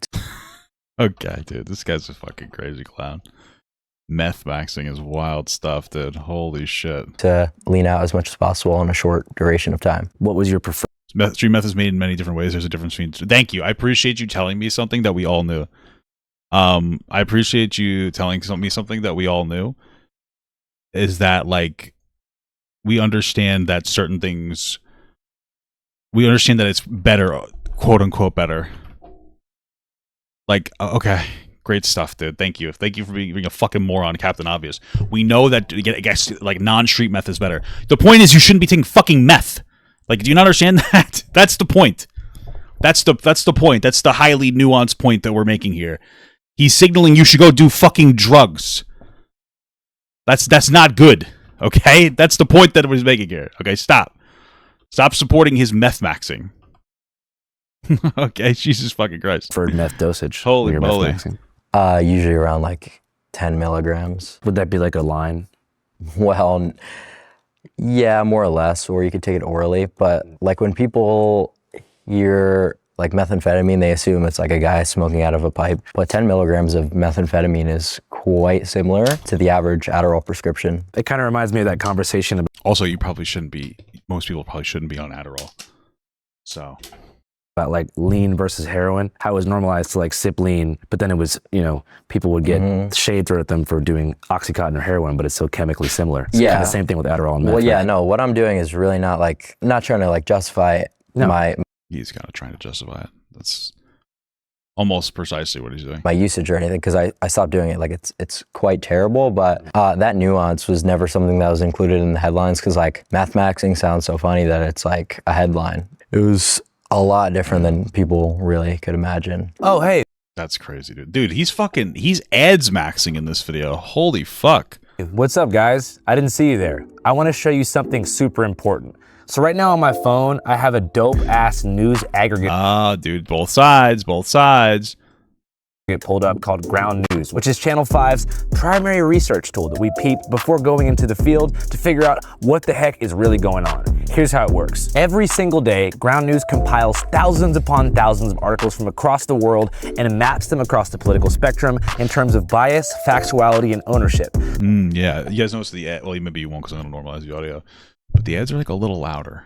Okay. So you can figure out who might be paying for what message if you know what I mean. The news media industry has been compromised and destroyed. You know what I know, dude? That my group, it was a 4-man. It was a 4-man. And they just flamed the fuck out of me. Okay? Because I wasn't a very good tank. And you know what? I feel like that's rude. That's probably why they're a 4-man without a tank. Destroyed by the same corporate investors and lobbying groups that have poisoned our two-party political system. And for that reason, it's hard to tell who's telling the truth. But with Ground News, it gets a little bit easier, even in the case of Clavicular. So as I can see here, each major story that's broken about Clav has been chronicled and mapped by Ground News. So before meeting up with him in Fort Lauderdale, I did a bit of homework. Dude, I washed my hands after my piss. Stop. Looked him up on the app and saw that the far majority of his mainstream coverage consisted of left-leaning outlets attacking him, criticizing Clavicular. For example, Out Magazine published a heavily circulated article titled "How Clavicular and His Looksmaxing Subculture Are Like Toxic Gays Without the Sex," and a Ooh, I just farted. second critical think piece called "What Looksmaxing Says About Modern Masculinity." And newsflash, they didn't have great things to say about what bone smashing and peptide injection says about the state of young men in the US. These articles are absolutely and utterly riddled with scathing commentary that put me into the mind of a Clav hater. But as a journalist, I had to understand the mind of a Clav supporter as well. But as you can see here on the right, there's absolutely no coverage. Not a peep from Fox News, Blaze, Big Tucker, nobody on the right coming to Clavicular's defense. Nobody coming. This helped me to understand and truly realize that Well, he's not mainstream enough to get defense. And also, like, Fox News is not going to talk about this guy in a negative light because they don't want to isolate the incel audience that they desperately want.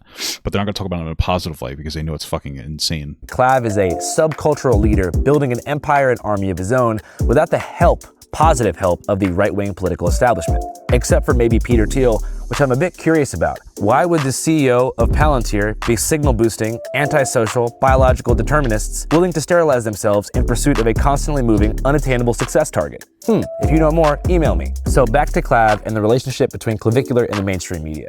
I talked about it a bit, but there really isn't one. As you can see here, the biggest Clav story ever, titled Mogging, Maxing, and Clav Briefly Explained, only has 6 sources. 6 sources covering it. That's absolute peanuts and crickets compared to the daily Iran war updates. But I'm willing to bet that Well, that makes sense to me. 75% of young Gen Alpha dudes can tell you when and where Clav last got frame mogged before they could point out the goddamn Strait of Hormuz. And that is why Ground News has a dope-ass feature called the Blind Spot feed, which doesn't just focus on big stories across two-party political lines. They show you things not being covered by the mainstream media at all and help you break out of your algorithmic echo chamber. Boom, Ground News, dope-ass news aggregate. And guess what? What? If you want to be like me, a dope-ass Ground News subscriber, today is your lucky day. Just go to ground.news/channel5 or scan the QR code on screen right here, and you can get a whopping 40% off the unlimited access Vantage plan, bringing the cost down to about $5 a month. Break free from algorithmic hypnosis. Back to Fort Lauderdale. Back to Fort Lauderdale. Speaking of headlines, like, how's your experience been with the mainstream media in general? Like, a lot more positive than a lot of people think it should be. People really want to tie Looksmaxing to some type of political movement, whether Yes, it's going to be tied to the right. it be, left wing, right wing, No, nobody's tying it to the left. whatever. But it is completely apolitical, and I've had good experiences with reporters on both sides of the aisle, and Who's the one on the other side of the aisle? they've just written based on their experiences, not trying to hit piece me in a lot of Okay. Anyway, this is obviously something that is much more right leaning. Like young insecure men. It is something associated on the right. It is definitely. He might want to say he's apolitical, but he's hanging out with like far right wing, like anti-Jewish influencers. Like, what are you talking about? Like, you know what side you're tying yourself to. But okay.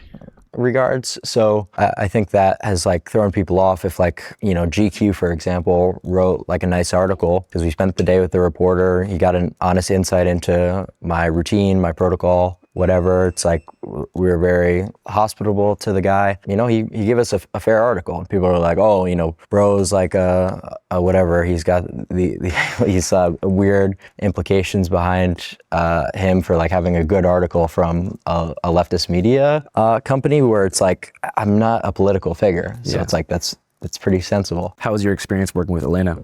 Elena's great. Yeah. I think she's a very nice girl. And I'm glad we got to do that collaboration, because that was like one of the key things talked about in Looksmaxing is like a lot of the male models, like the PS. He also thinks Newsom would be advanced because he's better. Oh yeah, that's true. I'm sure he wants to be. He says he's apolitical, but like obviously this movement is heavily grounded in like alt-right circles, because this is also like a eugenics adjacent circle. So all gods. Do women find clavicular attractive? Probably. Like physically, mentally, probably not. They're probably very off-put by him, and like a lot of dudes, especially a lot of dudes that are like deep into like fitness culture, not very attractive to women. Like, I'm not trying to be an asshole, but it gets to a point physically, which he's not at, where it looks bad, but it gets to a point like mentally and emotionally where it's like, what the fuck, dude? This guy's deeply unrelatable. He's not like an ugly guy, but like a 5-minute conversation would lower his looks by like 5 points. So is what it's like referred to, not to be like obviously what's the word for it? I know that's against the 10 Commandments or whatever. Sinful. Yeah, not to be sinful or whatever. That's just how it's referred to on internet forums. Obviously, idealization of people is not good, but yeah, that's like kind of a meme in the community. So actually, like walking on the runway was kind of mog, and it's like, okay, now you started on kind of mog the forums, now you're like one of the people that the forum was talking about. So it was a cool like full circle moment for you? Yeah, a little bit, I guess you could say that. Was that like I think Sneeko walked on those too, and this is very straight behavior. What you think you're most proud of? There's been a lot. It's kind of just like a steady up and up so far, that there's like a lot of, but that was certainly like one specific event that was that's a big one. What's like one event that comes to mind as well that you were like, holy shit, I can't believe that was me in that video and all this is happening? I just think it's consistency more so than just like becoming like trendy or viral based on one thing. Just the that's a good point. fact that I'm consistently streaming every single day, getting more and more clips out there, doing more and more media appearance, just generally captivating more people with my message, because it resonates super well with a society of men who are really not that well off in a lot of regards. That part's true. I don't think that this is the solution to them not being well off, but that is definitely true. In what sense? Like, what do you think are the main things that men are suffering from? Joblessness, antisocial behavior. In 2026. Economic struggle, lack of success in the dating market, hypergamy, stuff like that. But your idea is, I don't think that hypergamy is an issue for people in this like meaningful way. They're not going out and finding people like in a social circle. You know, you can be ugly and easily find people. That's like the problem there. And people like, they don't have their dads to teach them how to like fucking be confident. There's a lot of different issues. Is to sort of withdraw from the dating market to an extent. People have unrealistic expectations. Like when I was on like dating apps like way long ago, like you'd win, like you'd fucking get a girl to talk to you like 1 out of every 20. That's just how it is. And if you can understand that like really fact, then you could have a less of a negative association with it, if that makes sense, right? You're like, oh, this is normal, I'm okay. That'll make you feel a lot better about yourself, okay? And pursue self-improvement in a way to ascend in a way that doesn't put you in last place. I think you're going to be wasting your time entering the dating market until you are maximized in career. And this is also stupid advice. Don't do it until you're perfect. What's perfect? Right? If you're not going to start dating until you're quote unquote perfect, you're not going to start dating ever, because you're never going to be perfect enough to you. And also you're probably never going to be a very good person until you can find a partner. That's my experience. Maybe I'm projecting onto people, but I don't think that you really can maximize your potential until you've been with somebody in a long-term capacity. And like you can learn yourself enough to learn how to be with people. I think that's a huge deal. An aesthetic. And every metric. Yeah, really. I know you hate talking about politics, and the last thing I want to do is trap you in a politics rabbit hole, but you mentioned that Looksmaxing isn't political. There is an association in the press with Looksmaxing and the sort of right-wing manosphere. Do you agree with that? It's more so just... Yes, of course he does. the fact that he knows that those are the people who are going to talk to him. So like he knows that there is an absolute association there. Collaborated with like people who say like edgy things. But that's my brand. It's like I really don't care. Like I'm really not trying to be like PR or whatever. It would just be too much. Well, no, he is trying to be PR. It's again, don't fall for the virtue signal. He knows it's not bad for the type of shit that he does to talk to a white supremacist or, well, a bunch of black white supremacists. A bunch of like fucking different color white supremacists. Right? Just keep that in mind. But he knows what he's doing. If it wasn't acceptable in his circle, he wouldn't be doing what he's doing.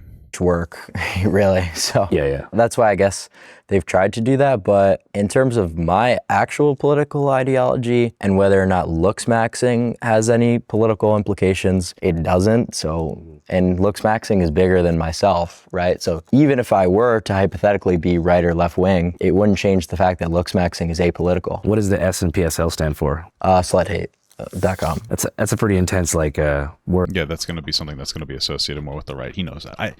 It's all like a childish behavior that he's engaging in. Right? Yeah, I would say so. You don't think that like veers towards sort of like a anti-woman vibe? Well, that's not really a Looksmaxing forum. But it's in the greater orbit. Yeah.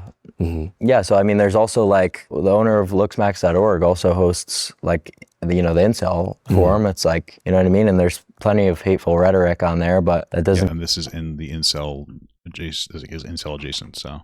change the fact that Looksmaxing as an action is apolitical. You know, even if there's like people on forums who have had a lack of success with women who suddenly turn hateful, it's like, yeah, that has no... I don't know if this is a cope or what, or just like the game, but I think he's obviously fucking dumb as hell. Nothing to do with Looksmaxing, really, because... It has everything to do with it. The entire idea of Looksmaxing is to disassociate with inceldom, is to escape that. But there is a pipeline. No, it's not. To me, it clearly isn't. If you're going to be like, oh, you can't start dating until you're perfect, what you was saying before, basically, it's like, no, it's then at that point, like, no, you're not. It's right there. It's a cope, right? And it's going to be a bunch of young men who are going to be obsessed. Like, even if you're successfully Looksmax, fuck, I just hit something dumb as hell.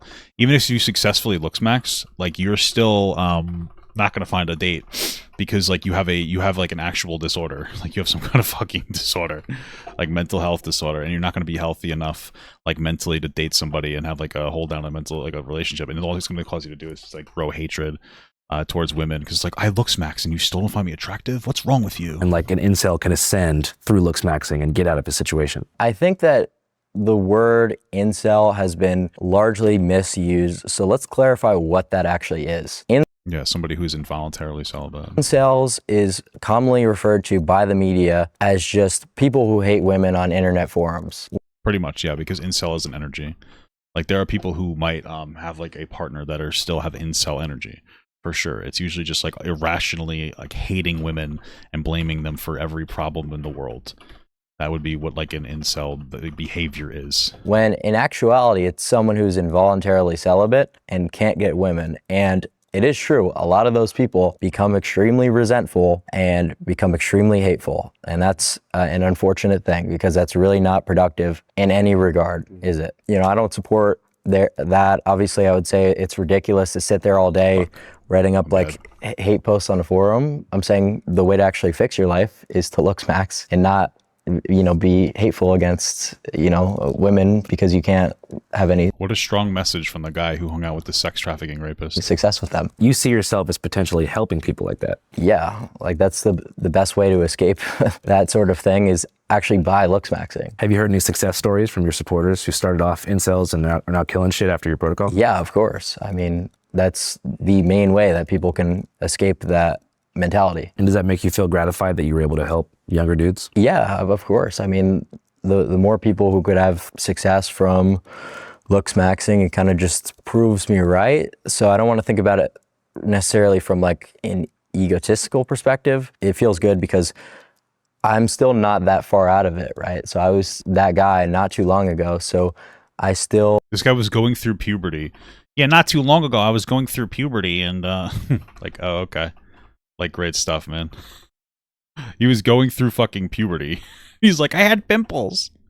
I went through puberty and I had fucking pimples. What the hell's that about, you know? People can put myself in their shoes and empathize with having a bad job, like working in a restaurant, being unattractive, not being able to get girls. It's not like I'm, 40 years old with a long and successful media career. I just started doing this. And yeah, maybe I'm successful now and my life is a little bit different than it was, but it's not. This is just so crazy.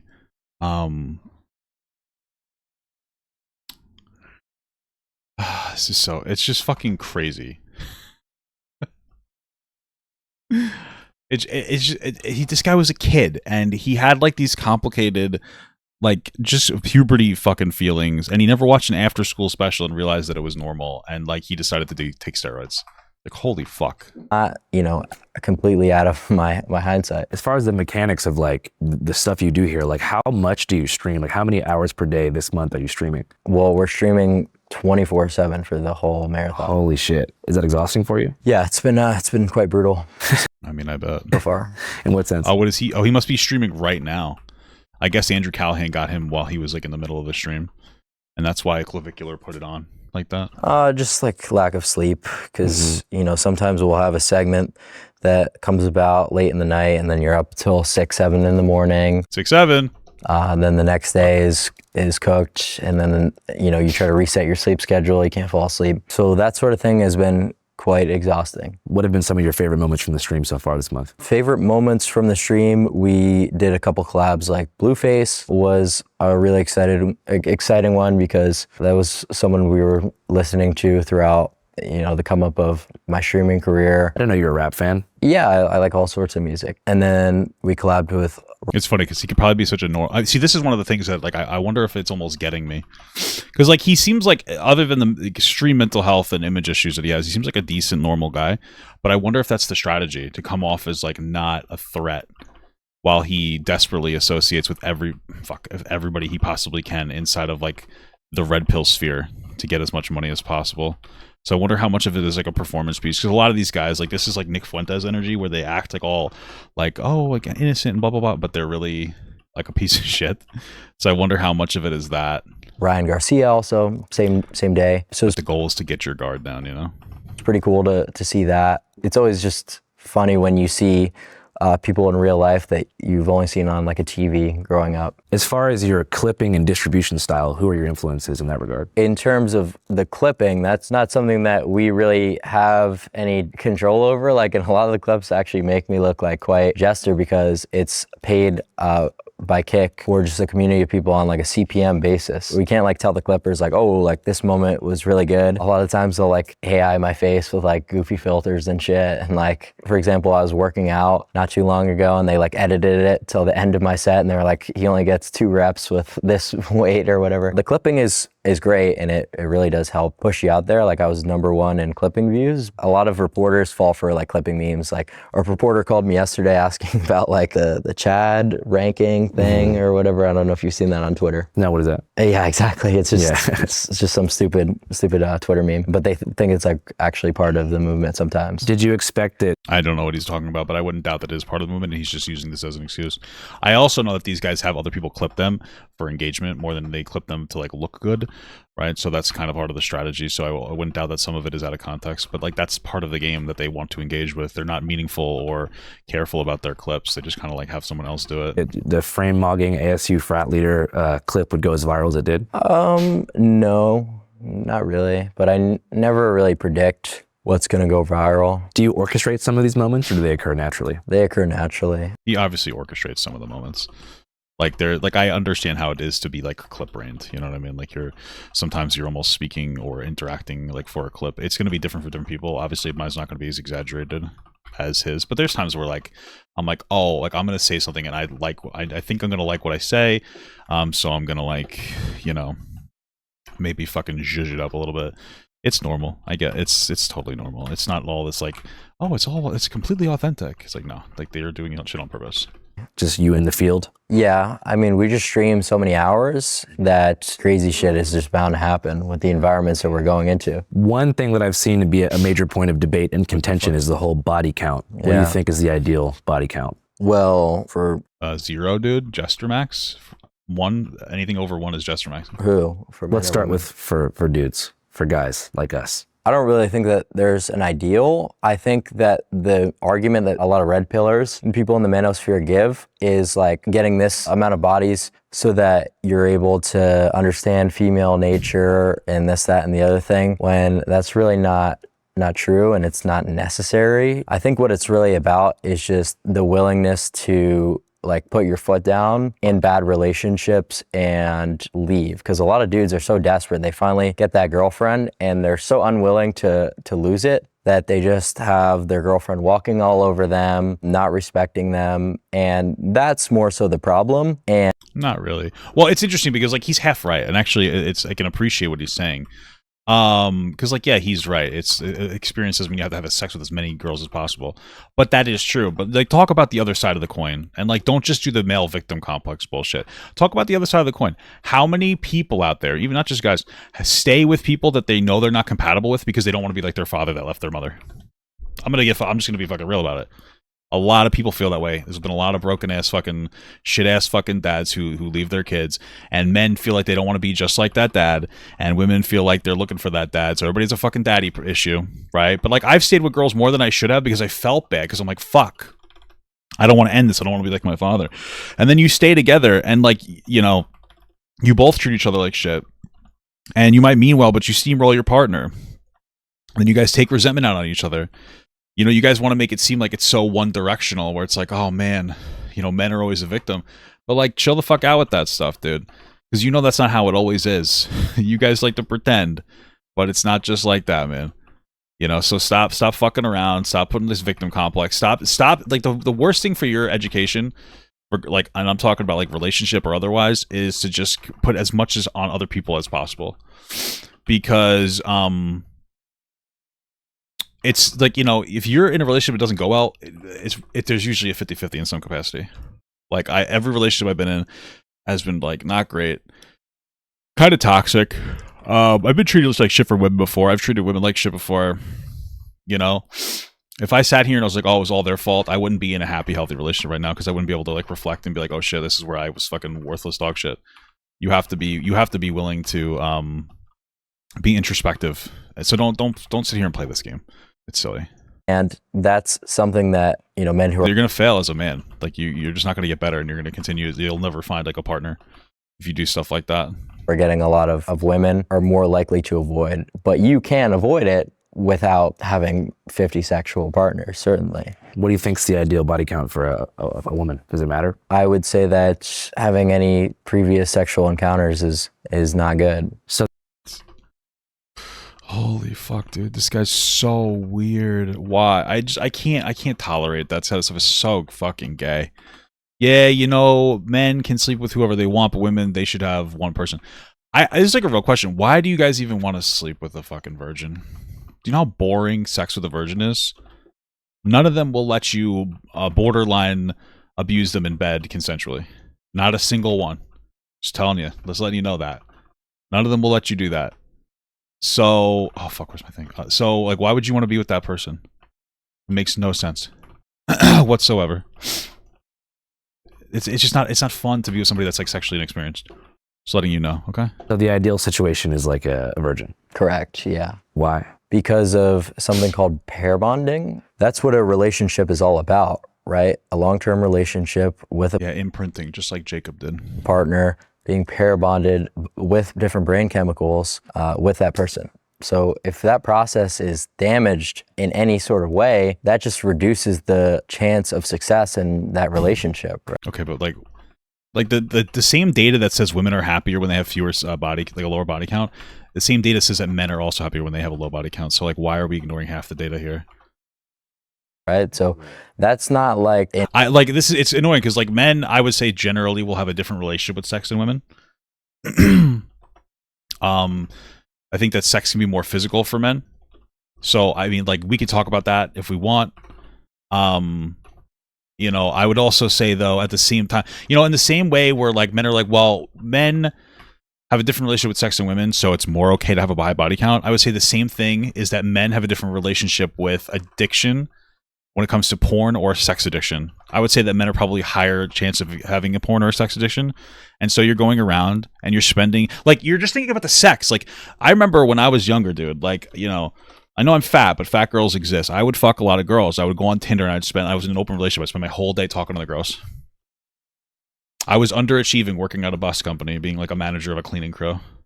And all I would do all day is I would sit down and I would talk to girls all day at work. While I'm in the middle of working, I'd be driving, I'd be hitting people. No, I'm just kidding. I was never driving while I was on my phone, but I'd be just trying to talk to girls. That's an addiction. You're just constantly chasing, like, oh, let me talk to this new girl. All right, you meet up with her, you fuck her, you take her to Applebee's half apps. You know, the men in your area are all shit, so having like a decent job makes it so that they'll fuck like anybody. It's so easy, dude. And you're just chasing that, and you're chasing that, and you're chasing that, and you're chasing that, and you're chasing that over and over and over again. That's not good for your mental health, bro. That's not good for you. So, like, you guys have to stop with this one directional, like, oh, girl high body count bad, boy high body count good. You're not involving or talking about the process leading up to how you get to sleep with a girl. And it's addiction shit. There's an addiction in the chase, man. An anti-woman perspective, I think that's just a very like scientific reason for that. It's not just like low IQ, typical jester, whore. Don't talk shit about my wife, you stupid. Shut your okay. fucking mouth. You lick sniz. You're a fucking dyke. Damn. You lick sniz. I love it. I love that Andrew Callahan's busting the balls of Andrew Wilson, the fucking loser. That's really like all that you get, you know, saying the word like whore. And it's like, if you're just gonna do that without, you know, giving any reason on why the promiscuity is bad, then you're just like a jester. It doesn't mean anything. So do you think men... Like, yeah, but I could say that promiscuity in men and women is bad, but like, I'm saying both. You're just saying women. And then you're hand-waving men. Males lose pair bonding value in the same way that women do as they get No, increased? it's a little bit different. How come you think? Well, just the way that our brain chemistries are different. Shut the fuck up, dude. Like, I don't know what the fuck you're talking about specifically with like pair bonding and the way that you're talking about it, but here's what I know. I feel really good when I touch my wife's skin. I just cut a piece of it off so I can touch it more, okay?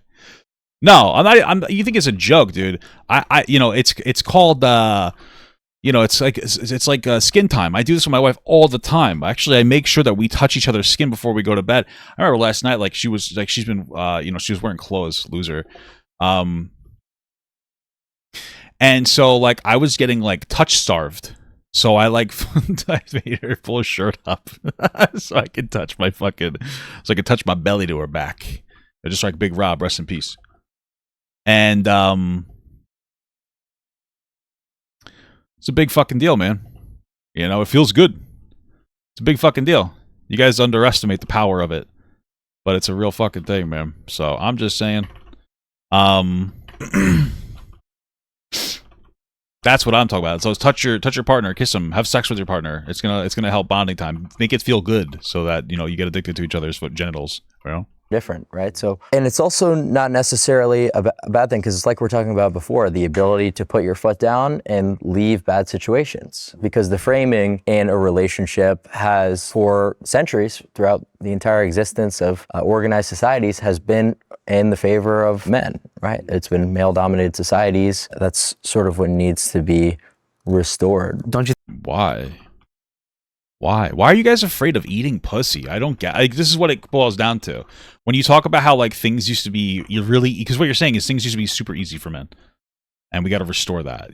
What you're saying here is you don't want to learn to eat pussy because like all you have to do, and this is why it's like kind of like in some ways easy to find to get a partner. All you have to do is like actually like make your partner come. Like, that's all you have to do. Like, that's the fucking meta, is so, like, actually your partner enjoys having sex with you. It's fucking crazy, right? Like, crazy concept here. Just fucking make your partner have an orgasm, dude. It's fucking ridiculous. It's not that hard. It's really not that hard. Like, you know, it's this whole, you know, like the whole meme, like, where's the clit? Where's the G-spot? They're not hard to find. You know that, right? It's not that difficult to find. You just have to try to find it. You have to, and it takes some practice. The greatest historical figures famously never ate pussy. Dude, shut up. No, that's not true. Toxic masculinity made it so that they didn't admit it. All of them ate pussy, dude. What are you talking about?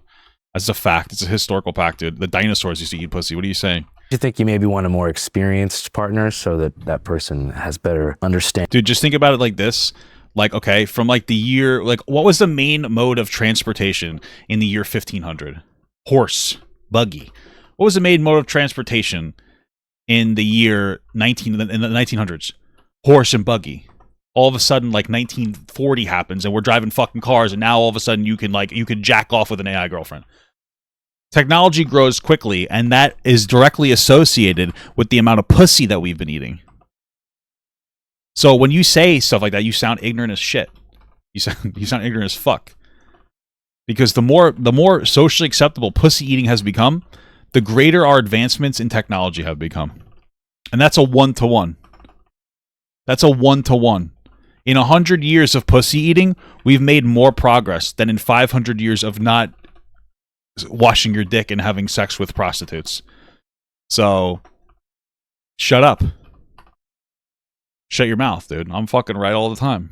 Understanding of human intimacy? No, because that's not what sex is intended for, right? That's, yeah, like it's enjoyable to have sex with women, but that's not the intention. I don't know if I believe you. Like, I don't think that you enjoy it. Behind it, and that was never meant to be. This is like a very new thing in the context of history. What? People just have regular sex with random people for pure pleasure and then never talk to them again. That is not a new concept. Does this guy know that like prostitution is like the oldest fucking like career ever? What? Weren't the ancient Romans on some like gay orgy vibes? And like samurais were on some gay shit? First of all, it's not even the Romans necessarily, it's more so the army, but like what's the relevance of that? But you're talking You just said that like it's not normal to, and like throughout human history to fucking to have disconnected sex. Talking about the people having sex for pleasure is a new thing, and that beforehand it was not used for that purpose. Is Midnight any good? Is the game any good? Yeah, it's alright. I've been just playing like Mythic Plus, so. I said generally. Generally, got you. But yeah, in terms of relationship, just because like Roman soldiers who hadn't seen their wives and have no ability to see their wives were homosexual, that doesn't, change what I'm saying. Yes, it does, because they're talking about pleasure sex instead of procreative sex. I don't know what the fuck he's talking about. There was outliers back then. Yeah, it almost is like the same context as people in prison who are not able to have sex with their wife. So back to what you were saying, which I think is super interesting. You're saying you feel like nowadays the relationship and human intimacy and sex has changed. Yeah, it has changed. It's changed for the better, dude. I'm telling you, like he's trying to say it's changing for the worse. You guys, you can't be 20 years old and talk like you know what the fuck you're talking about. You need to understand this, that 99% of your parents and grandparents did not love each other. We live in a generation where the biggest struggle for a lot of people, or one of the biggest struggles, not the biggest, but one of the biggest struggles is actually finding somebody that you love when your parents did not love the person that they were with. Sorry, but your parents probably don't love each other. And that's why you struggle with relationships. Because we could sit here and we could talk about how good a good relationship is about communication. Really? What the fuck does that mean, dude? I can communicate with a telephone. I can communicate by yelling. Yeah, and they can give you specific instances like, oh, talk to your partner. Don't go to bed angry. Thanks for the advice. Like, you're giving me, you can't, like, there's no specific things. People learn through, like, intuition. Relationships are very difficult because, like, there's so many different personality types interacting with each other. Right? So, like, if you don't have parents that love each other, you're not going to learn intuitively what it means. If you have two Italian parents who scream at each other all day and they fucking hate each other and they just break things around the house every day and that's normal, you think that's love. And you find out your parents are actually fucking miserable.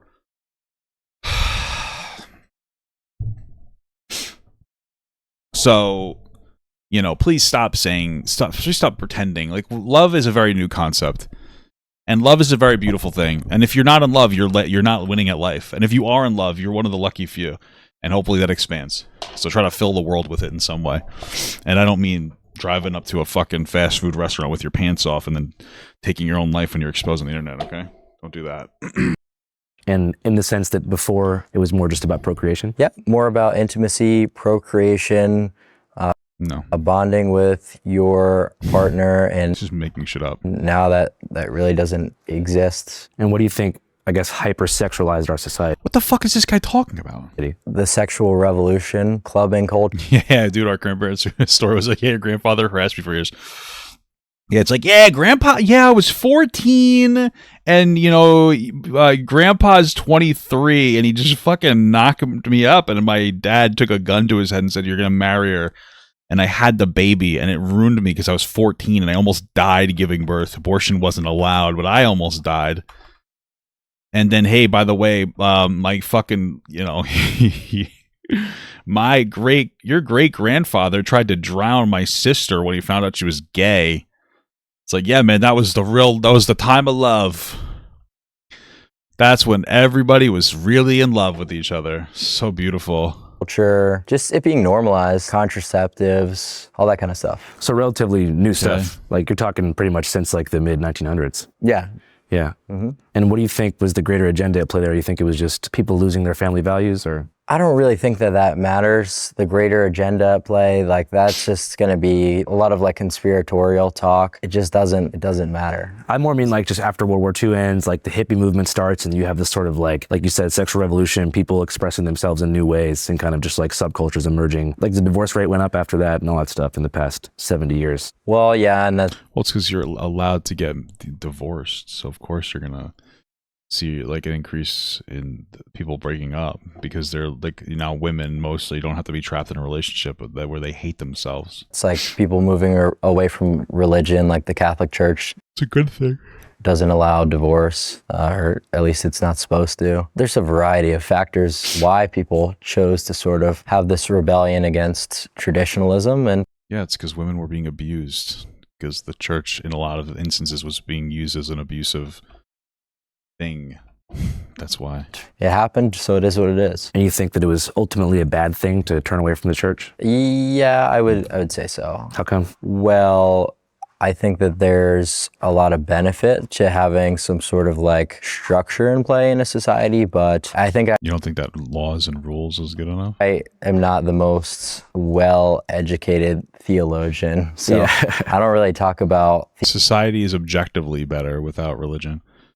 I think if you're religious, I think that could be a beautiful thing, but like objectively speaking, the societies that are thriving with higher happiness rates and like better functioning society, like functioning collectives, are like less religious societies and communities. It's a cope, and like whether you want to or not, whatever, however you want to whitewash it or not, like the number 1, 2, 3, 4, 5, 6, 7, 8, 9, and 10 of religion is to put like oppress women. That's what religion is used for. It's used for control over women. It like religion will teach you to try to control women because they're beneath you, and to like try to take the entire penis of an authoritarian male figure down your throat if you're a man. Oh, this one's better than me. Oh, God represents you. Oh, yes, molest my kid. Oh, I'll turn the other cheek. You can marry my 14-year-old. It's like, okay. I mean, it's sad. But like, unfortunately, religion is really just a control metric to control women and children, and to stifle like freedom of any type of expression. You're just really being taught to be like an economic unit. So theological issues. It's not that I'm like anti-religion. It's just I don't really like to talk on any issues I don't have too much authority on. So I really haven't like thought about it too much or done any research. You just mentioned the Catholic Church specifically. I was just wondering if you grew up religious. Yeah, I went to Catholic school. Okay, word. I didn't know that. How was your experience there? Good. I read that your parents were involved in bodybuilding in some way? Yeah, my mom. Your dad too, or just your mom? My dad just lifted recreationally. But you were around people who exercised in your life and people who cared about their aesthetic long before Looksmaxing came into the picture, right? Interesting. I wonder if that helped him. I wonder if that helped him figure out how to get like illegal drugs. Wouldn't doubt it at all. That must have been like the big thing, to find like illegal drug pathways. I wonder if his parents were actually rich or just like had connections. I would like, I guessed that they were rich. I didn't guess that they had bodybuilding connections. Mm-hmm. Yep. What's the main thing you feel like the mainstream media gets wrong about you that you really feel like needs to be rectified? That Looksmaxing is from a place of insecurity. Definitely is a place from insecurity. That is true for a lot of people, but it's true for him too. That's not universal. It is universal. Wanting to look nice is not like the telltale sign of an insecurity, but Looksmaxing, talking about steroid usage, especially before you hit like a fucking age of consent, right? Like that it comes from a deep insecurity. Like sitting here doing so many drugs you become infertile. That's from That's insecurity, man. Like, you wanting to look nice, so you start showering and using nice soaps, and like you try to keep yourself clean and you go to the gym. That's not an insecurity thing. But like the way that, like, when he's telling people that, like, he's basically soft admitting that he was on Ozempic just to cut down a little bit of body fat, that's a mental health issue. Like, you could just encounter all of these different studies that I'm referencing from like online dating apps, or Dude, studies from online dating apps. Just don't talk to me anymore. Just like leave everybody alone. Don't talk to anybody. Actually, like, try not to like ever talk to anybody in your entire life or something. You're gonna. What does that mean? Studies from dating apps? No, it's not real. I'm not listening to what you have to say. What does that mean? A study from a dating app? The fuck are you talking about? Stuff with looks correlating to higher average incomes, and decide, oh, it makes sense for me to dedicate my time to Looksmaxing because... Dude, this is not... Like, yes. Try to look nice. Present yourself as... Be the best version of yourself that you could be. You don't need to fucking Looksmax and beat yourself with a tenderizing hammer to reshape your jaw. These are two different things. You calculate the ROI. I'm just confused because it's like, on one hand, you're saying you want to like help men improve their aesthetics and succeed in life so that they don't feel so lonely and they're not so hateful and they can go out and succeed. Then you also say that like going out and dating and stuff's a waste of time and that you should prioritize Looksmaxing and aesthetic improvement. So I'm just trying to figure out like what the real goal is for improvement, because it kind of feels like a closed circle, you know? Well, so you're maxing, and then you're putting into play any of the things we were talking about, like low income maxing with pre-gab, for example, and going out and doing stuff like that. That just has a lower ROI if you haven't Looksmaxed. But you're gonna have a lack of success. Once you reach like maximum MOG levels, maximum aesthetic, like when you become a true 10, at that point, then you get to do whatever you really feel is the path for you. And I couldn't tell you that, but whatever. This is so interesting because like what I'm hearing is, again, you can't do anything until you've hit your maximum potential. And like, what is your maximum potential? I wonder if he actually believes this because he has a mental health issue, or if this is what he sells people so they will never remove their dependency from him. Because I'm guaranteeing you, he sells some kind of like bullshit course, right? So he's probably like, I wonder which one it is. I wonder, or maybe it's both. Maybe it's like both. Maybe part of it is like, yeah, you need to stick with me and what I have to say for fucking ever, dude. You can never be independent of me. I wonder how much of it might be that. Whatever path that you decide, you're going to have a much easier time and you're going to be a lot better off. So yeah, that is a hard thing for me to try to conceptualize and give a recommendation on, because I think I'm a lot different than the normal person in terms of like what I enjoy, activities I like to do. So yeah, that's why it might be like a little bit confusing, because I'm like leaving that part of the equation out of it. Yeah. That's because I don't know. You're you, I'm me, and we get to this spot of being maxed out in as many metrics as possible, and then we take it from there. Has anybody reached full ascension? Ascending is kind of... Ziz, bruh. Ziz did, dude. We all know it. We all know Ziz, but unfortunately he passed away. So. Like an ongoing process. Like, is there any 10s out there, like people who have... No. Really? No.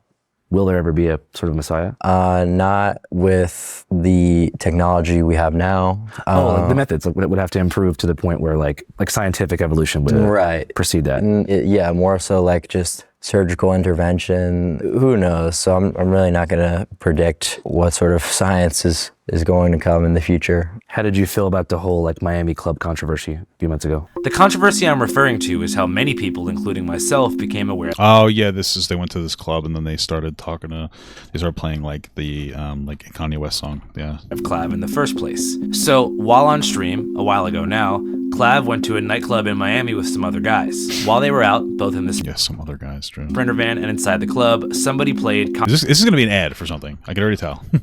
Kanye's famous Hitler song. You know the one. The incident led to widespread media attention, condemnation by political leadership, a blame game amongst participants, and earned Clav a lifelong ban from all major Miami clubs. How do I feel about it? Yeah, the aftermath, like the magnitude of it sucks not being able to go to like some of the mod clubs. I mean, I just started college club maxing. In a lot of ways, that was like... This maxing thing is like not cute anymore. It's so boring when you keep saying it.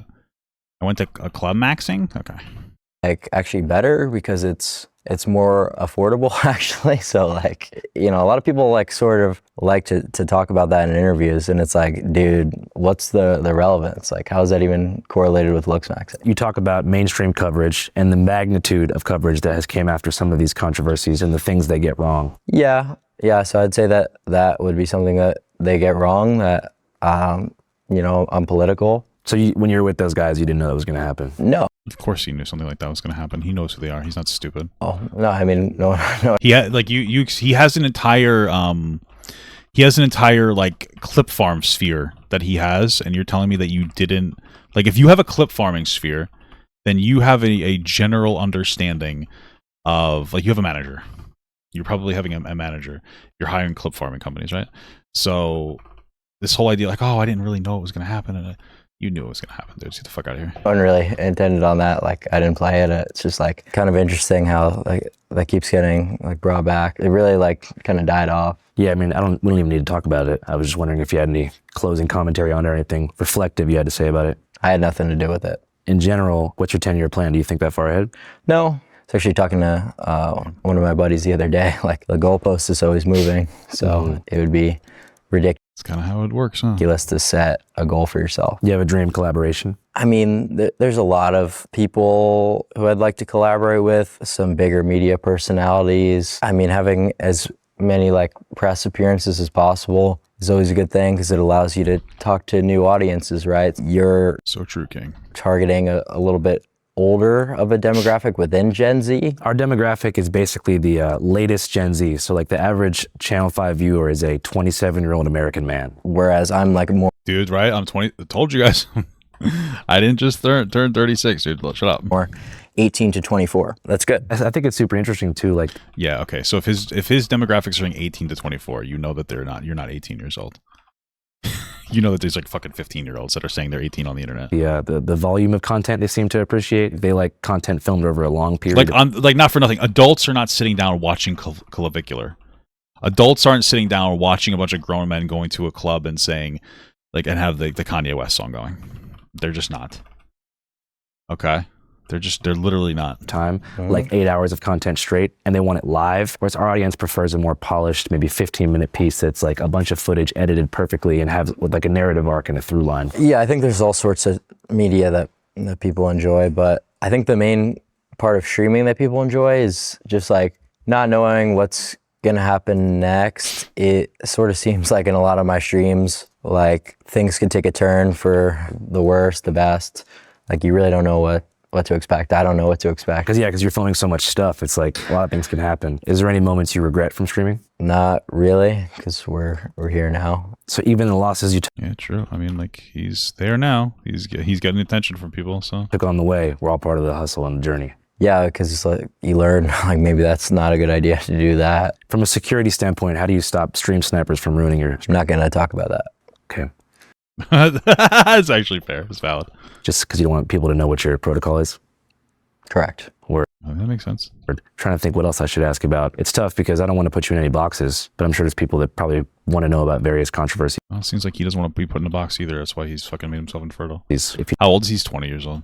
Don't want to talk about any that's cool. I mean, more so like to talk about like Looksmaxing in my interviews.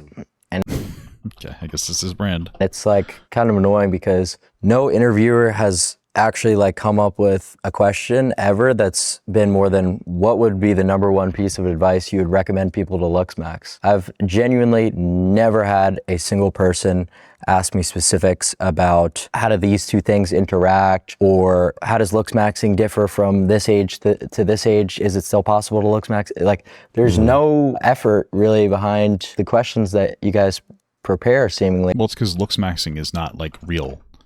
Like, okay. So I want you guys to understand. This actually, I think I could finally communicate this like correctively to people, right? Because you're gonna say, I say Looksmaxing isn't real or good, and you're like, well, no, it is real. People should want to look as good as possible. That is true. Okay. Let me give you a different frame of thought, please. Do you know those people that are on TikTok that go, oh my god, I have ADHD because I struggle to pay attention. Oh my god, I have autism because I'm antisocial sometimes. Everybody struggles to pay attention. Everybody has difficulty when it comes to social situations sometimes. That doesn't mean that you have the diagnosis, right? It is when the behavior becomes so extreme that it becomes an issue. And that's what Looksmaxing is. It's not just like, hey, try to look better and like smell nice and get a good haircut and like go to the gym and try to be productive. It's like, hey, my name's Clavicular. I started taking steroids when I was 13. Right? We're in like mental health issue now. So like Looksmaxing is not real. Trying to look good, like be your best self is real. Looksmaxing is not real. Looksmaxing is a mental health issue that should be in the DSM-5. It basically is. It is a form of body dysmorphia. right? So understand that, okay? Clavicular is rotting live, okay? He's like literally William Afton, all right? So like Looksmaxing is not real. It just seems to be a lot of like gotcha mode, like clip farm shit. Well, that's what you do. So I'm not doing that. Yeah, you are a little bit to a degree. I don't think so. I think when you see the full presentation, it's not really going to be edited or clipped into my face. Well, just because it's not the worst interview I've had. I mean, like you had like a couple ones that you were trying to sneak in with like, oh, what is slut hate? It's like, yeah, I mean, it's the second letter in the. But I mean, like you know what you're intentionally trying to do. He associates with that though. I'm trying to figure out because it's a pretty strongly worded forum and subculture. Yeah, and that would be fine if that question was in there because it's decently relevant to the culture, but there was not even a single genuine attempt at like a specific Looksmax question. Well, I'm not in the Looksmaxing community. I'm trying to learn about it. Not everyone talking to you is going to be a niche person who knows about all the methods. I guess I shouldn't have been surprised he was going to go like full victim mode here and start complaining. You didn't. Like, okay, dude, we get it. Good stuff. Yeah, I know you're not in the Looksmaxing community, but it's like this is like he's a Looksmaxing expert, right? That's like if I interviewed a doctor about like fucking neurosurgery, and he got pissed off at me that because I didn't ask him questions that were specifically about like fucking terms that most normal people wouldn't understand. You didn't even ask a Looksmaxing question, like at all. You don't need to be in the Looksmaxing community to ask a Looksmaxing question. I think we've been talking about Looksmaxing this whole time. We've been talking about like the philosophy behind it, and it's... You want me to ask you a scientific question about Looksmaxing? I just think it's kind of funny how like that's really never been done with the amount of like media appearances. Maybe people don't know you want to be asked that. Well, now they will. Well, that's quite literally what your companies, your What do you mean your companies? You think I work for like Time Warner or something? Your press companies. You work for Channel 5. It's a YouTube channel called Channel 5. I'm not sure. I'm the damn, he's getting he's getting mogged by Andrew Callahan right now. CEO of my own company. I don't have any agenda to play here. Holy semantics, dude. Like, okay, I don't know if he's trolling or not. I'm the CEO of my own company. Yeah, I think that he got thrown off because I wonder, and maybe this is like all trolling for attention. But I guess if it is real, I wonder if he actually thought because it was called Channel 5 that it was like a professional, like, oh, fuck me in the ass, professional like news organization and not just like Andrew Callahan chilling. That's fucking interesting. It's a pretty big difference between working for an affiliate news station like Channel 5, the TV company. Well, the fact of the matter is, like, you guys specifically reach out. We want to interview him about Looksmaxing. And then you'll start asking like political questions. And I'm just like, okay, like I don't mind it. You know what I mean? I'm not really... Well, you hang out with political people. Your biggest moment was hanging out with a bunch of like alt-right people. Like afraid to answer anything, you know, gone through every single question of Clearly you are. yours besides the one about my security, which is a little bit weird, but... not really, it's a normal question. You don't have to answer it. It's normal to not want to answer. Like, hey, like, what do you do about people stream sniping? It's a pretty good question when you do IRL streaming. But you saying like, hey, I don't want to talk about that because it could expose me, also valid as fuck. Right? Both of those things are valid. Where the fuck do I go? Here it is. Yeah, not a single attempt at anything in regards to Looksmax. Okay, what's the question I should ask? Well, that's up to you. Dude, he instantly gets called in it. He goes on a fucking rager that he's not getting asked Looksmaxing questions. So I'm just like, okay, what do you want me to ask you? What's your question? Okay. Trolling. He's just trolling, dude. What am I going to tell you how to do your job? You're telling me you want me to ask you about specific scientific questions about different Looksmaxing methods. Well, I mean, just... And you're not happy with the question about the peptides or the bone smashing or anything like that. I mean, like, can you not identify like anything that you have a curiosity about? Like, this is so funny. Do you know what he's acting like right now? He's acting like a girlfriend, an upset, tired girlfriend. That like she's trying to tell you about her fucking interests and like you're trying to understand, but it's like new and she expects you to understand it and she's trying to quiz you on it. You know, she just got into fucking, I don't even know, crocheting, and like she's been info dumping it to you and you're trying to learn, but she's like, why don't you know the specific triangular thumb method? I don't know if that's real. I don't know if that's real. But you get my point? Maybe, you know, you wake up with dark circles in your eyes one morning and like, you know, even something like that. I mean, just like, even if you don't give a shit, I mean, like it would be like, at least, you know, you put a little bit of effort into it. I think I've done a pretty good interview. He is literally acting like a fucking woman right now. Holy shit. From what like context, because if it's from the context of what you guys reached out was your intention, then I would say that you've done a pretty shitty job. All right. Well, I think people probably want to learn about you, and that was what I was trying to give you the opportunity to do. Well, no, I know. I think that's totally fair, and that's I applaud you for that. But not one, question about Looksmaxing. There's been so many questions about Looksmaxing. I probably asked you about Looksmaxing like 40 times. I just don't know the specific. I wonder, because I don't see Andrew Callahan as like a fake guy, so I wonder if Clavicular is intentionally trying to do something, and I wouldn't doubt it, to just to get a negative interaction going here, so that he could complain. You know what I mean? Like he's farming. He's like negative attention farming. I wouldn't doubt if he's being like intentionally, I don't know the word you'd use, standoffish, I guess, what would you say? For the attention of it. Specific science. I'm not in the community. Okay.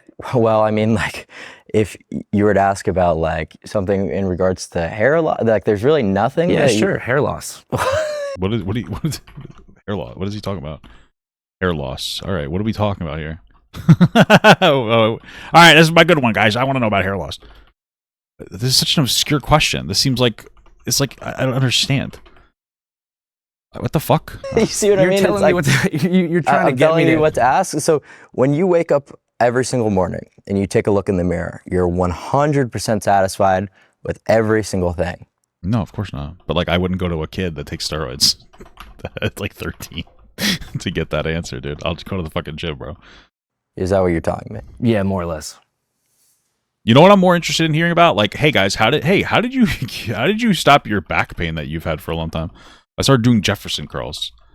That's what I started doing to fucking reduce my back pain. I started doing fucking Jefferson curls. Okay, that helped me like more than anything else in the entire world. Really light Jefferson curls after like heavier stiff-legged deadlifts. Okay, there you go. Go look them up.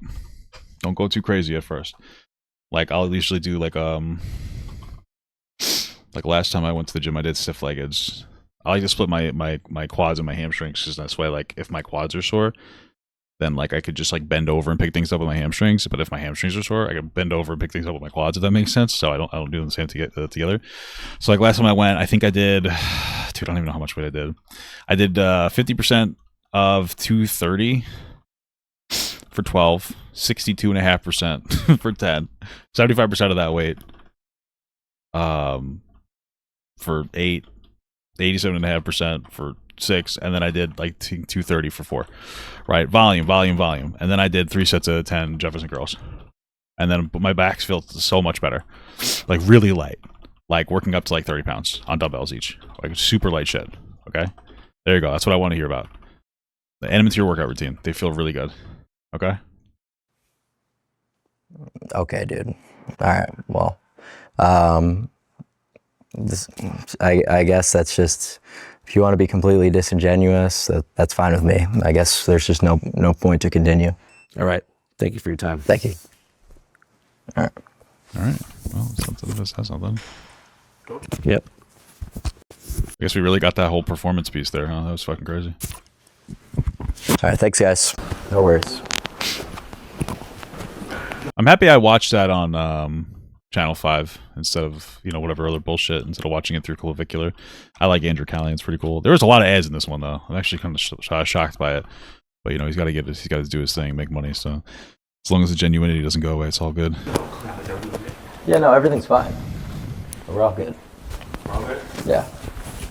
Though a bit disappointed that things panned out the way they did, I was too overwhelmed with excitement to trip too hard about it. Oh, dude, he's about to do some fucking Afro Man shit, dude. Clav cutting things short. I'd just gotten word hours prior that rapper and newly championed First Amendment icon Afro Man was down to give Channel 5 his first long-form exclusive interview after defeating the Adams County Sheriff's Department in Ohio, whose officers sued him for defamation after Afro Man wrote a song mocking them for unconstitutionally raiding his home back in 2022. Here's a preview of that. They don't know they're the original man Bro, I can't wait to fucking react to that, boy. What the fuck? God created. They don't know they invented the pyramid. They don't know the Moors took knowledge to the Greeks and the Egyptians took. All right, it might be actually an unhinged interview. Actually, fuck. Okay. And the Moors brought knowledge to Spain and Europe. They don't know they're these. Maybe I have no idea if that's true. Intellectual people. All they know is what this guy that don't like him told him. That's my reason why I don't like the N-word. I don't think black people should call themselves that. All right, it's a beautiful thing. If you'd like to see that interview, I heard that he might be undercover MAGA, and I don't know if that's true, but if it is, I'm gonna cry. with Afro Man in its raw form, which is over 3 hours in runtime, it's out now on our Patreon at patreon.com/channel5, along with the Gooniversary documentary. All right, back to Fort Lauderdale and Clav. Although Clavicular and I didn't exactly see eye to eye during our sit down, especially toward the end, he actually invited our crew back out the next night because he, like most people, wanted to party with our co-host, Saddam. Saddam? Who the fuck is that? Yo, can you define success to me? You're looking at it, brother. Would you rather have Are they dancing to Crazy Frog? financial success, looksmaxing success, or like romantic success? Looks first, everything else follows. Damn, man. I don't know, man. I think relationship success is such a beautiful thing. This is one of those things, man, where I'm never gonna be able to communicate to you guys that, like, if you are not in love, man, you're fucking failing at life. You are so, like, and you know what? It's okay to fail, but you really want to try to get there, brother. Holy fuck, I can't communicate that. There's nothing there's nothing that you can articulate with that shit, man. It's so fucking beautiful. What a beautiful thing. You really just cannot. You really just can't. You just can't. I can't communicate with you. Fuck, man. Yeah, we're right here. We're in the club with Clavicular. Right now, he got the whole section full of Stacy's. And What the hell's a Stacy? we're just chill maxing. We love Clav! We love Clav! We love Clav! Yeah, some niggas is hella serious about this shit. They're really about that looksmaxing. This nigga a god to some people. What's your thoughts on looksmaxing? People can do whatever they want. Me personally, I like the way I look, so I'm happy with that. I don't have to do anything. That's beautiful. I think you should always try to productively change yourself for the better, but yeah, sure. I like the overall sentiment. It's beautiful. But if you want to change something about yourself, then it's whatever. Bro, if there's something you don't like about yourself, change it, man. Wake up and just change it. Are you a looksmaxer? No. Stop living a life you don't want to live, you know what I'm saying? Societal indoctrination of looks not mattering is completely ridiculous, and I think that's The indoctrination of looks not mattering. Okay. That's not real, but okay. been shown throughout the last 10 to 15 years with social media. You know, if you're really serious about improving tangible things like money, status, relationships, like improving looks is a pretty obvious thing to do. If you Thanks, man. Thanks, man. have to looksmax, you're not that hot. What are your thoughts on the looksmaxing movement? I love it. I love everything about it. Why is that? Because, I mean, if you can improve yourself, why not? Do it. Do it for the fun. Why not look good, have money, and be successful all at the same time? Based? You know what I'm saying? And if you attract more people into your life, that's more opportunity. That's a theory I'm going to explain to you. It's called trickle-down economics. You see, all these bitches are here because I invited them, but obviously I can't have sex with all of them. It's just too much work. So that they trickle down, and then the rest of the buddies can take care of it. Gotcha. Okay. Well, that was a hell of an interview. That's all I have to say. That was a hell of an interview. So good stuff. Next stream, I'm going to teach you guys about piss maxing. Isn't that beautiful?